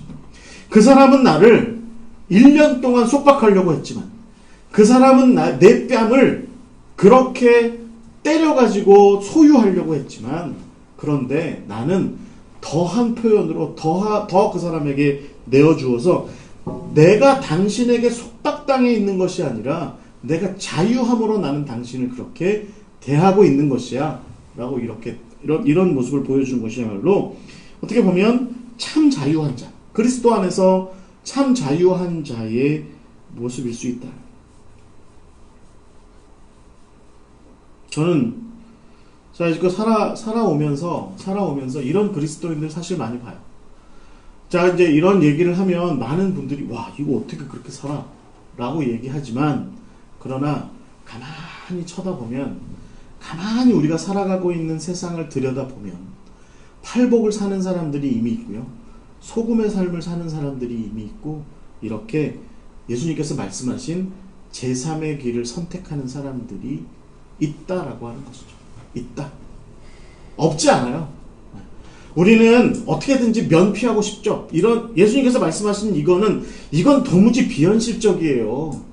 톨스토이의 소설이나 나올 만한 얘기고 간디같이 성인으로 추앙받는 사람들이나 할 일이고 보네퍼처럼 묵상이 정말 깊은 사람 그런 목사님들이나 할 일이지 저 같은 사람들이 할 일이 아니에요 라고 이렇게 얘기하지만 좀 그러나 가만히 들여다보면 사실은 이런 며느리들 있고요, 이런 직장의 부하들 있고요, 이런 후배들 있고 이런 가난한 사람들이 있고 이런 낮은 사람들이 분명하게 있습니다.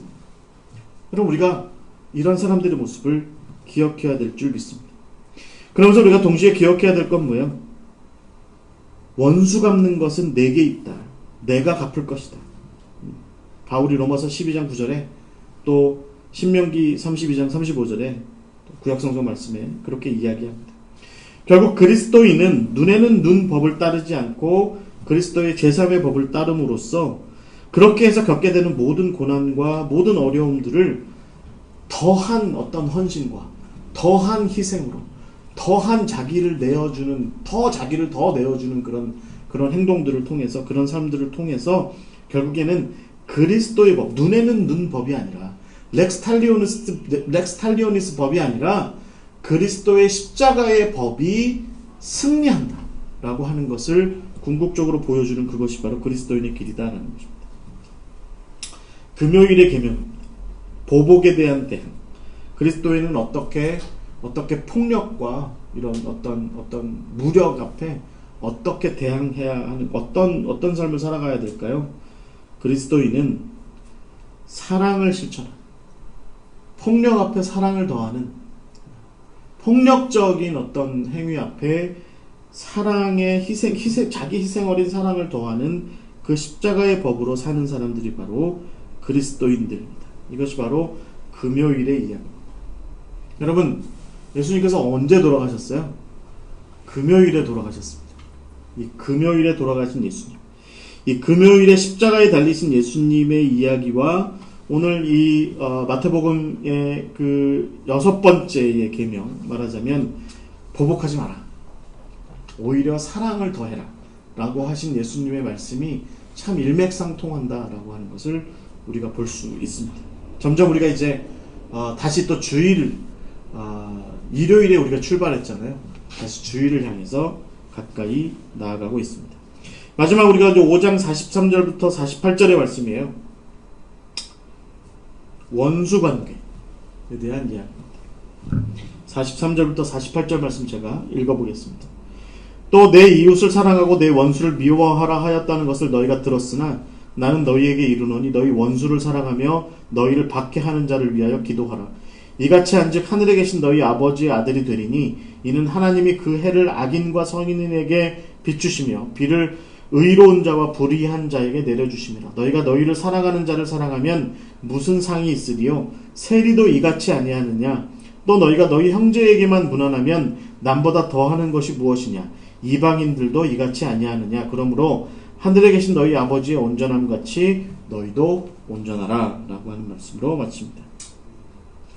그것이 이제 마지막 우리가 토요일인데요. 이 토요일의 마지막 예수님께서 말씀하신 마지막 계명은 원수사랑에 대한 이야기입니다. 이 원수사랑에 대한 이야기에 앞서서 우리가 좀 생각해 봐야 되는 이야기는 뭐냐면, 사실은 이 원수의 문제에서 우리가 먼저 기억해야 될 것은, 이 디트리 보네퍼 목사님도 얘기하는 것처럼 하나님과 우리 사이가 사실은 원수관계였다라고 하는 얘기예요. 하나님과 우리 사이가 사실은 원수관계였다. 인간은 결국은 창세기 11장의 표현처럼 끊임없이 하나님께 도전했죠. 그리고 아침 저녁으로 밥 먹듯이 하나님을 배신해요. 그러니까 이 민수기에 나오는 이야기죠. 또 자기가 늘 원하는 대로만 행해요. 그래서 사사기의 표현대로 각자 자기 소견대로 가려고 했던 그런 모습들이 우리의 모습이고요. 그래서 결국은 하나님과 우리 사이는 원수된 관계였다. 그런데 성경이 우리에게 가르쳐주는 바가 뭐예요? 결국은 하나님께서는 그 반역과 불순종에 대해서 끊임없이 심판보다는 사랑을 보이셨고 멸망보다는 구원의 길을 우리에게 보여주셨다라고 하는 것입니다. 예수님이 가장 대표적인 거죠. 예수님의 모습이 어떤 모습입니까? 예수님의 모습은 바로 심판 대신에, 형벌 대신에 사랑과 구원을 이루시기 위해서 자기를 내어주신, 그것이 바로 예수님의 십자가 사랑의 그 모습이다라는 것이죠. 그래서 요한일서 4장 11절에 우리에게 가르쳐주는 바가 뭡니까? 우리도 서로 사랑하는 것이 마땅하다. 하나님께서 우리를 사랑하셨으니까 우리도 서로 사랑하는 것이 마땅하다라고 하는 것이, 우리가 성경을 통해서 하나님에게서 혹은 하나님의 아들 예수 그리스도에게서 배울 수 있는 어떤 우리 삶의 지혜다라는 것입니다. 그것이 우리에게 굉장히 중요한 원칙이다라는 것이죠. 즉, 충분히 원수 지을 만한데, 충분히 미워할 만한데, 미워하고 원수 짓지 말고 사랑하고 품고 이웃이 되고, 그래서 더 하나가 되어라 라고 말씀하시는 그것이 바로 성경으로 우리에게 가르쳐주는 바다라는 것입니다. 예수님 시대의 이스라엘 사람들은 그렇다면 이런 문제에 대해서 어떻게 생각했을까요? 여러분, 탈무드에 보면 원수들로부터 오는 모든 고통은 참고 인내하라 라고 얘기합니다. 그러니까 이게 이제 굉장히 그래도 나름대로 뭔가 하는 거예요. 원수가 있어요. 그러니까 이웃은 사랑하는 게 맞고, 뭐 그건 제가 지금 얘기하지 않습니다. 이웃을 사랑해라. 그것은 성경이 얘기하는 바예요. 구약 성경도 그렇게 가르쳐주고 있습니다. 그런데 탈무드는 거기에 대해서 뭐라고 더 얘기하냐면, 근데 원수들이 있잖아. 그런데 그 원수에 대해서는 그 원수에게서 전해지는 모든 고통을 참고 인내하지 대적하지 마. 이렇게 얘기하는 거죠. 그런데 가만히 보면 그 원수를 사랑해라 라는 말은 없는 거죠. 그 원수를 사랑해라 라는 말은 없는 거예요. 그러니까 여러분, 레위기 17장 17절에서 18절의 말씀에 이렇게 되어 있습니다. 너는 내 형제를 마음으로 미워하지 말며 이웃으로 인하여 죄를 당하지 않도록 그를 반드시 책선하라. 잘 이끌라라는 거죠. 그리고 원수를 갚지 말고 동포를 원망하지 말고 이웃 사랑하기를 내 몸과 같이 하라 라고 이렇게 얘기합니다. 그러니까 유대인들에게 이게 굉장히 당연한 얘기가 뭐예요? 형제와 이웃 사랑하는 건 당연하고, 원수는 가능한 맺지 말고, 그런데 원수가 지어지거든 그 원수가 너에게 가하는 모든 것에 대해서 잘 참고 인내해라. 근데 뭐는 빠져있어요? 사랑하라 라는 말은 빠져있는 거죠. 근데 신기하게도 우리가 이 부분에서 생각해 봐야 될 바가 뭐냐면, 구약이 사실은 이 이웃이라고 하는 문제, 네가 이웃을 사랑해야 된다라고 말할 때 그 이웃이라고 하는 개념이 사실은 굉장히 확장적이라는 거죠. 하나님께서는 이스라엘로 하여금 그 이웃의 반경을 꾸준히 확장하라고 말씀하세요. 그러니까 출애굽기 12장에 보면 이방인으로 이렇게 취급해야 되는 대상을 그 이방인들이 너희들에게 다가오는 것을 제한하지 말고, 이방인들은 예를 들어서 뭐 10km 반경 안에 있는 이방인들은 받아들이고 10km 반경 바깥에 있는 이방인들은 받아들이지 마라. 이렇게 얘기하지 않습니다. 이방인들, 너희들에게 어떤 종류의 이방인이건 너희들 가운데 오는, 절기 가운데 특별히 절기 때 너희들에게 오는 그 이방인들을 제한하지 말고 멀리하지 마라. 이렇게 얘기하는 거죠. 그러니까 여러분, 이 하나님께서 말씀하시는 그들이 이스라엘 백성들이 가나안 땅에 거주할 때 그들이 거주하면서 만나게 되는 이웃의 개념에는 그들의 땅을 여행하는 이방인들도 다 포함되어 있다라고 그렇게 볼 수 있어야 됩니다. 한 가지 예외가 뭐냐면 신명기서에 보면 암몬과 모압, 아말렉에 대해서는 배척해요. 이게 왜 그러냐면 암몬과 모압, 아말렉의 특징이 뭐예요?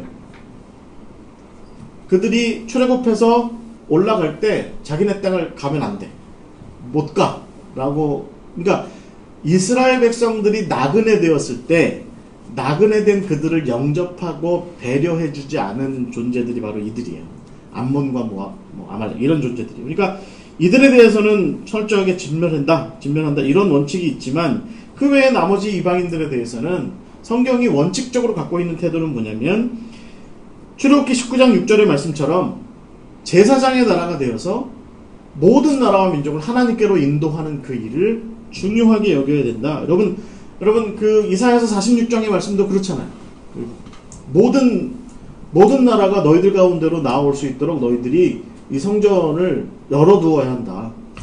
이렇게 말씀하시는 거죠.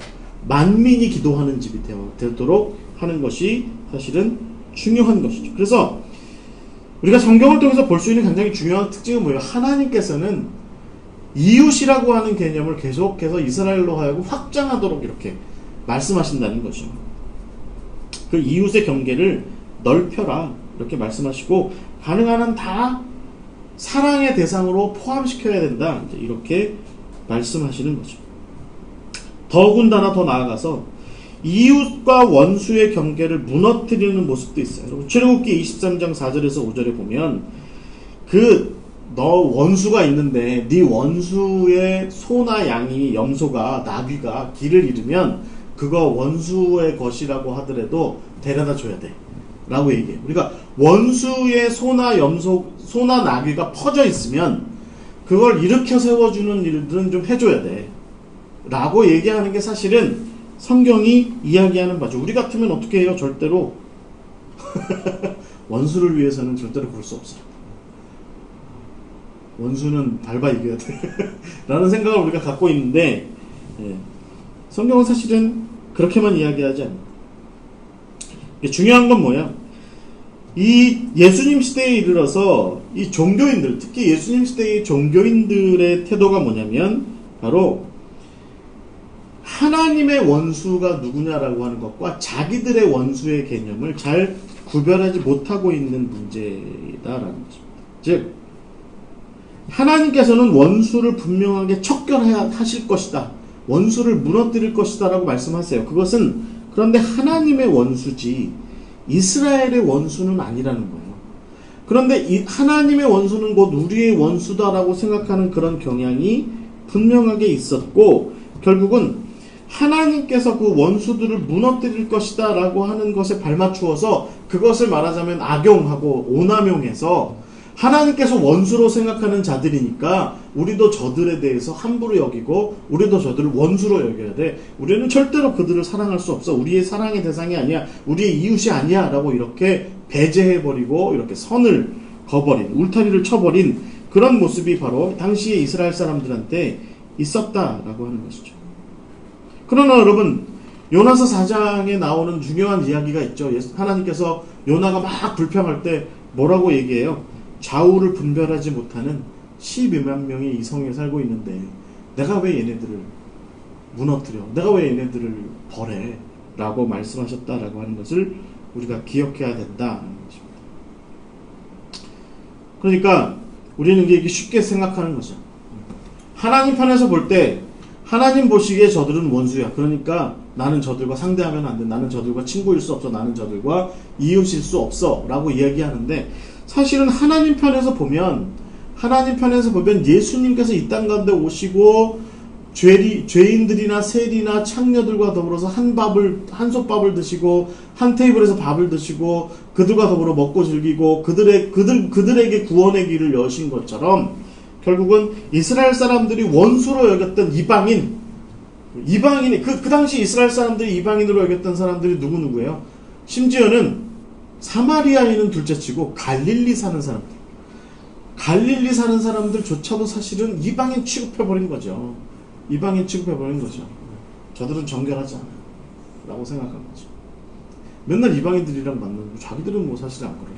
그럼에도 불구하고 뭐 이렇게 쉽게 넘겨버리는 거죠. 그래서 그들이 예수님께서 뭐라고 하세요? 그 죄인들과 더불어, 그러니까 세리들이나 또 어떤 창녀들이나 이런 사람들과 더불어 한 식탁을 나누는 걸 보고 어떻게 죄인들과 더불어 저럴 수 있어?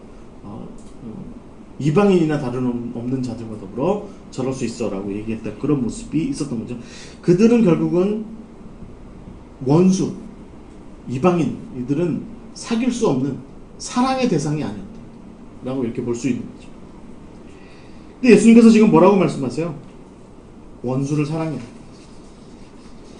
원수를 사랑해라 라고 말씀하고 계시는 거죠. 여기서는 우리가 좀 분명하게 구별해야 되는 게 뭐냐면, 앞에는 우리가 39절에 보시면 악한 자라고 되어 있잖아요. 39절에 악한 자라고 되어 있는데, 여러분 여기에 보시면 43절에 보시면 원수라고 되어 있어요. 근데 이건 서로 같은 얘기가 아닙니다. 원수와 악한 자는 같은 얘기가 아니에요. 그러니까 예수님께서는 지금 악한 자는 상대하지 말아야 되는데 원수는 사랑해야 된다고 말씀하시는 거예요. 그러니까 원수와 사탄을 서로 혼동하면 안 되는 거죠. 우리는 가끔 이걸 이제 혼동하죠. 우리 편리에 따라서 이 원수와 사탄을 혼돈하죠. 저 사람은 사탄과 동일 인물이야 라고 얘기하고, 저 원수는 내가 미워해야 되는 우리 집을, 나를 힘들게 만들고 어렵게 만들고 우리 집을 무너뜨린 저 존재는 저는 내 원수야, 그리고 저 원수는 사탄과 동일한 존재야 라고 생각하지만, 지금 예수님께서 우리에게 분명하게 분별하고 계신 건 뭐냐면, 야, 악한 자와 원수는 다른 거야 라고 우리한테 말씀하셔서 그걸 구별하고 계시는 겁니다. 원수들은 우리가 이웃으로 여길 수 있도록 최대한 노력을 해야 되는 상대인 것입니다. 말하자면 예수님께서 말씀하시는 것은, 우리와 마주치는 그 원수 관계들을 우리 원래 이웃이었는데, 원래 우리와 동일한 사람들이었는데, 하나님께로부터 창조된 사람들이었는데, 그들과 원수 관계를 맺지 말고, 그들을 악한 자로 치부하지 말고, 절대로 우리는 서로 사귈 수 없어, 서로 만날 수 없어, 서로 사랑은커녕 한솥밥도 먹을 수 없어, 서로 마주 앉아 있을 수도 없어 라고 얘기하지 말고, 그 원수 관계를 형제 관계, 이웃 관계로 변화시킬 수 있어야 된다. 이것이 바로 예수님께서 우리에게 가르쳐 주시는 말인 것이죠. 이렇게 할 수 있을까요? 저는 이게 예수님께서 우리한테 굉장히 지혜롭게 가르치신 부분이라고 봐요. 우리는 악한 자와 원수를 일치시키죠. 악한 자와 원수를 일치시킵니다. 그래서 절대로 우리가 원수라고 얘기하는 저 존재는 악한 자 사탄이랑 똑같은 존재니까 우리는 절대로 서로 하나 될 수 없어, 관계를 다시 회복할 수 없어 라고 우리는 생각하는데, 예수님께서 십자가를 통해서 우리에게 보이신 건 뭐예요? 아니, 악한 자하고는 그럴 수 있어. 악한 자는 우리가 대적해야 돼. 그런데 제3의 방법으로, 십자가의 방법으로 대적해야 돼. 그런데 그 악한 자에게 휘둘린 너 자신을 포함한 모든 인간들, 심지어는 그가 원수라 할지라도 그들은 품을 수 있어야 돼 라고 말씀하시는 것이 바로 예수님께서 우리에게 가르쳐 주시는 계명인 것입니다. 여러분, 어떻게 보면 이것은 굉장한 진일보죠. 우리가 이렇게 상식적으로 생각하는 것을 넘어서는 어떤 방식일 수 있다는 것입니다. 여러분, 44절에 보면 그래서 예수님께서 뭐라고 말씀하세요? 너희가 원수를 사랑하는데 그 사랑하기를 위해서 어떻게 해야 하냐면 기도하라고 이야기해요. 기도하라. 원수를 위해서 기도하는 일은 사실은 쉽지 않죠. 그런데 예수님께서도 십자가상에서 당신의 원수들, 당신을 십자가에 매단 원수들을 위해서 기도하셨고, 스데반도 돌로 쳐 죽임을 당하는 가운데 자기를 핍박하고 죽이고 있는 원수들을 위해서 기도했던 것처럼 결국은 우리가 그 방식을, 그 길을 따라야 한다라고 하는 것이죠. 어떻게 우리가 그들을 사랑하게 될까요? 어떻게 우리가 사랑하게 될까요? 사랑하자, 사랑하자, 사랑하자, 사랑하자. 기도해야 되는 거죠. 기도해야 돼. 일상 가운데에서 사실은 이런 원수 관계가 어디 멀리 있겠어요? 사실은 집안에도 있을 수 있고, 또 직장에 많죠. 직장에 많습니다. 네. 우리 사무실은 어떤지 모르겠네. 많습니다. 그런데 지금 예수님께서 우리한테 가르쳐 주시는 게 뭐예요? 그 너하고 지금 척진, 원수된 그 사람을 미국 사람들이 얘기하는 것처럼 악의 축이라고 손을 그어버리고 그러지 말고 언제든 회복할 수 있는, 원래 우리가 친구였다, 원래 우리가 이웃이었다 라고 하는 그런 모습으로 회복하기 위해서 마음으로 기도하라는 거죠. 마음으로 기도하라는 거죠.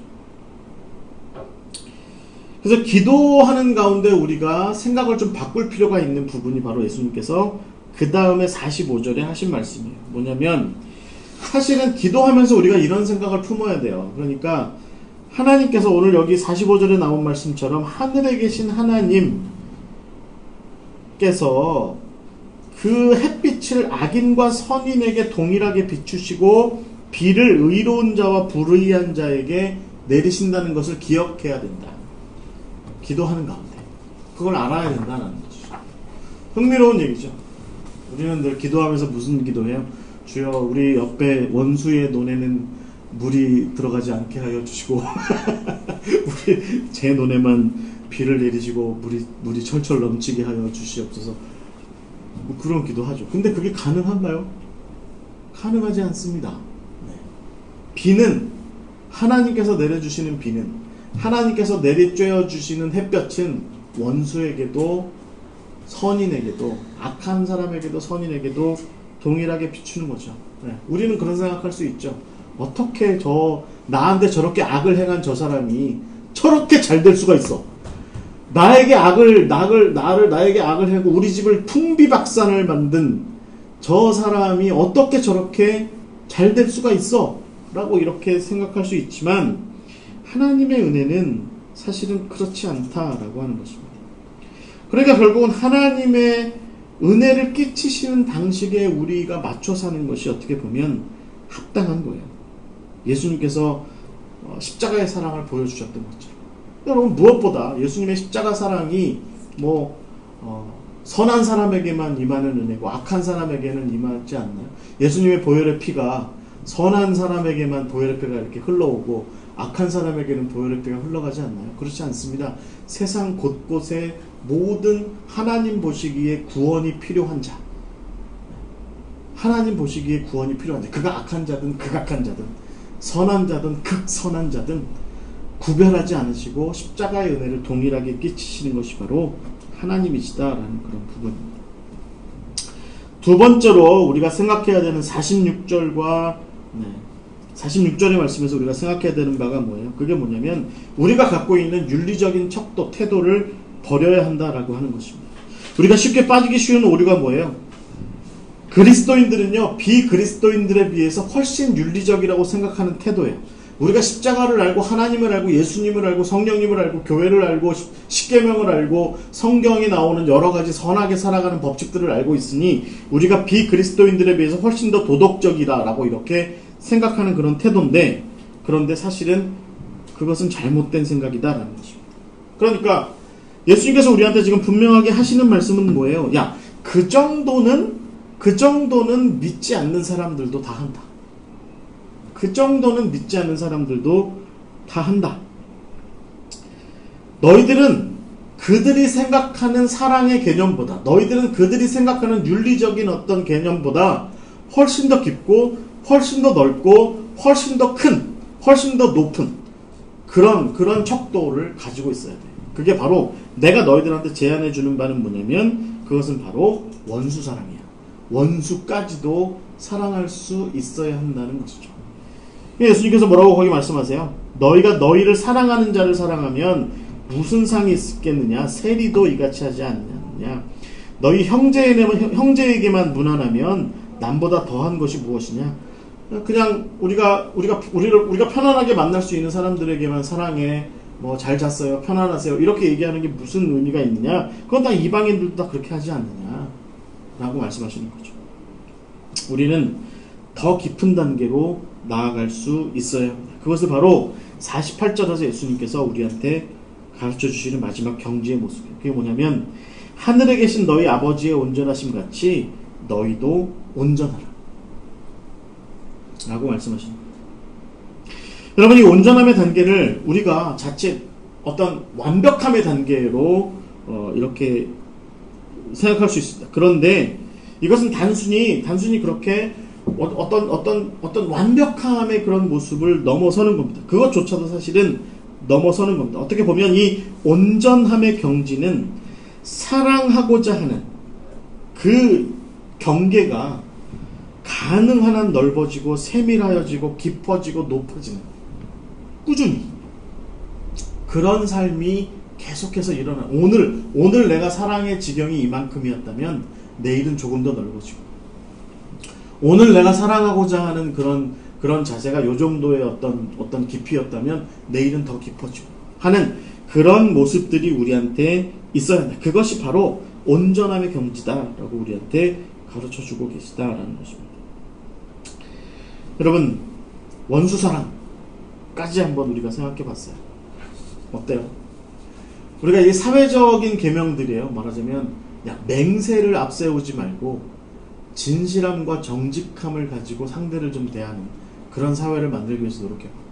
또 눈에는 눈, 이에는 이, 아니면 유체이탈식의 어떤 세상 사는 방식이 아니라 십자가의 방식, 보복하지 않고 오히려 선대하는, 보복 당한 것보다 훨씬 더 2배나 더 큰 선대하는 것을 이루는 그런 십자가의 삶을 살아가는, 더 나아가서 원수마저도 품을 수 있는 그런 삶을 좀 네가 살아가는 사회 가운데, 공동체와 사회와 세상 가운데에서 좀 실현하고 이루어봐.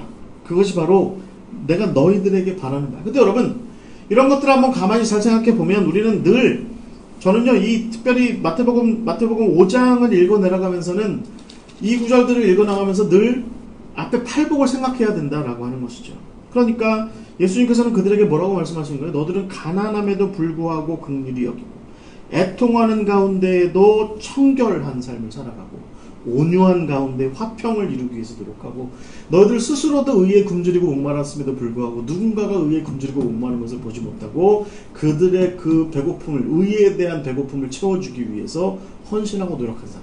그러니까 너희들의 지금의 어렵고 힘들고 부족한 여건에도 불구하고 너희들이 맞닥뜨리고 있는 세상 가운데 모든 사람들을 위해서 십자가의 도리를 실현하기 위해서 하나 더를 실천한 너희들이 복이 있어라고 하시는 말씀이 사실은 어떻게 보면 오늘 우리가 함께 나눈 사회적인 정치적인 계명의 3가지의 모습의 재현이다라는 것이죠. 여의도에서 이런 일들을 실현할 수 있을까요? 청와대가 이런 일들을 실현할 수 있을까요? 우리는 근데 기도해야 합니다. 이런 것들이 실현될 수 있기를 위해서, 이런 예수님께서 우리에게 가르쳐 주신 이런 모습들이 우리 그리스도인들의 제자도를 통해서 실현될 수 있기를 위해서 우리는 분투하고 노력해야 돼요.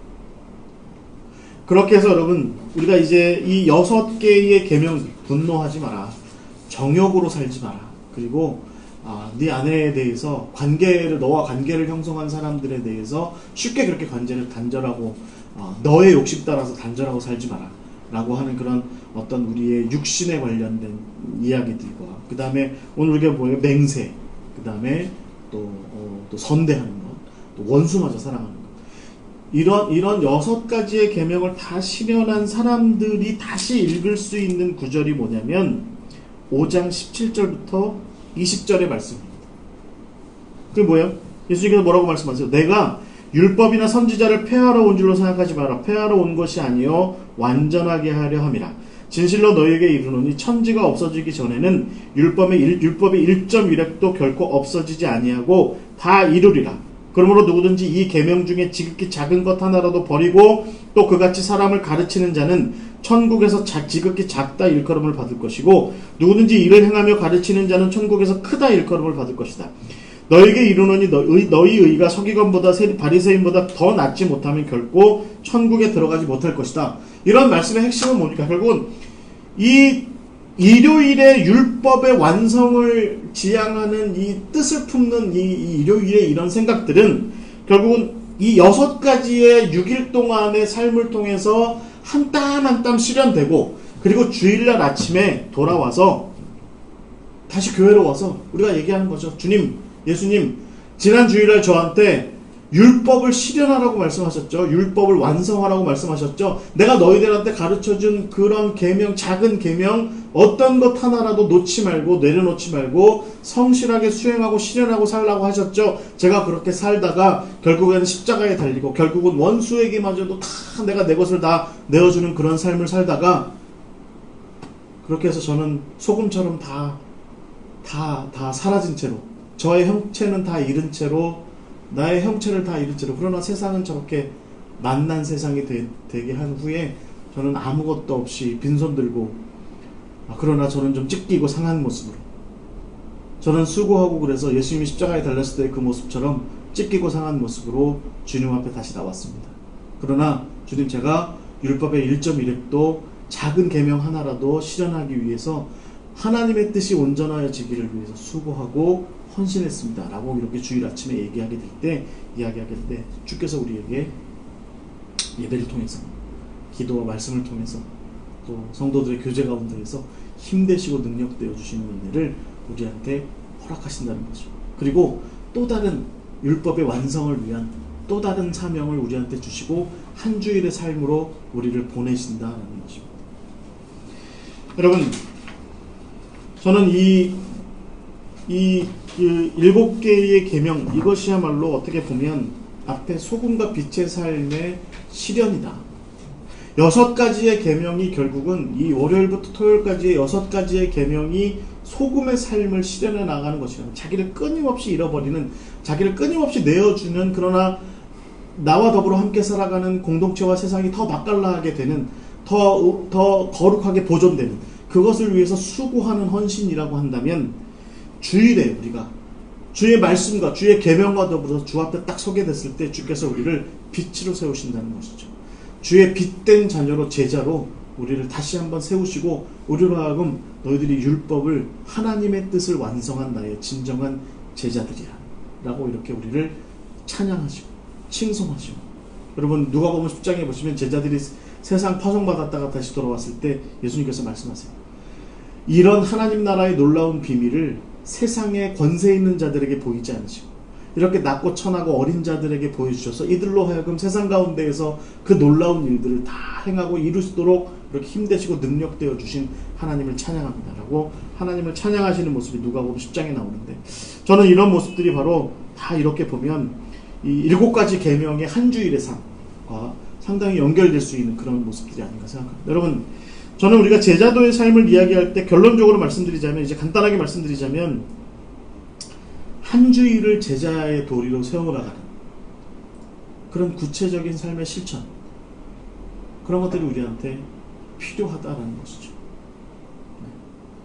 분을 품으시되 그날 저녁까지 품지 마시고, 친구를 마음으로, 형제를 마음으로 죽이는 일까지 하지 마시고, 정욕으로 사람을 도구화시키지 마시고, 하나님께서 맺어주신 관계를 함부로 깨뜨리려고 하지 마시고, 헛맹세를 남발하고 내 진심보다는 세상의 어떤 계약을 더 앞세우지 마시고, 세상이 우리를 아무리 겁박하고 아무리 우리를 핍박하고 아무리 폭력적으로 우리를 대한다 할지라도 악을 악으로 대하지 말고 오히려 선대하는 삶을 살아가고, 더 나아가서 도저히 사랑하지 못할 것 같은데요, 도저히 받아주지 못할 것 같은데요 라고 하는 사람들조차도 받아들일 수 있는, 받아들이고자 노력하는 그런 삶을 살아가게 될 때, 그런 제자도를 이루게 될 때 주께서 그런 한 주일을 살아가는 우리가 맞이하는 주일의 아침을 은혜로운 주일의 아침으로 맞이할 수 있도록 정말 예배가 참 예배가 되게 하는, 정말 참 기도가 되게 하는 이 주일에 우리가 맞이하는 모든 이 예배가 은혜로운 예배가 되도록 하는 그 역사가 있게 될 줄 믿습니다. 오늘 이제 우리가 함께 그렇게 해서 7개의 계명을 함께 나누었습니다. 질문은 이제 시간이 많이 지났으니까 점심시간에 함께 나누시고 제가 기도하고 마치겠습니다. 하나님 감사합니다. 주님께서 오늘 우리에게 귀한 깨달음을 허락하여 주셨습니다. 우리가 7가지의 계명을 가지고 이 세상을 살아가게 하여 주시옵소서. 7가지의 계명을 가지고 결국은 주의 뜻을, 하나님의 뜻을 온전히 이루고 주의 율법을 온전히 완성하는 삶을 살아갈 수 있도록 인도하여 주시옵소서. 소금처럼 자기 형체를 다 잃게 된다 할지라도 원수까지라도 사랑하는 그런 마지막 주님께서 말씀하신 그 계명조차도 온전히 이루는 우리가 될 수 있도록 인도하시고, 그렇게 우리를 다 내어주는 그런 삶을 산 우리를 빛된 자녀로, 빛된 주의 제자로 세상 가운데 우뚝 세워 주시옵소서. 승리가 우리에게 있음을 정말 체험할 수 있도록 주여 인도하여 주시옵소서. 함께 귀한 나눔 허락하신 하나님께 감사드리며 이제 다음 주 다시 만날 때까지 성령께서 주님 동행하여 주실 줄 믿습니다. 제자의 삶을 이루게 하실 줄 믿습니다. 예수 그리스도의 이름으로 기도하옵나이다.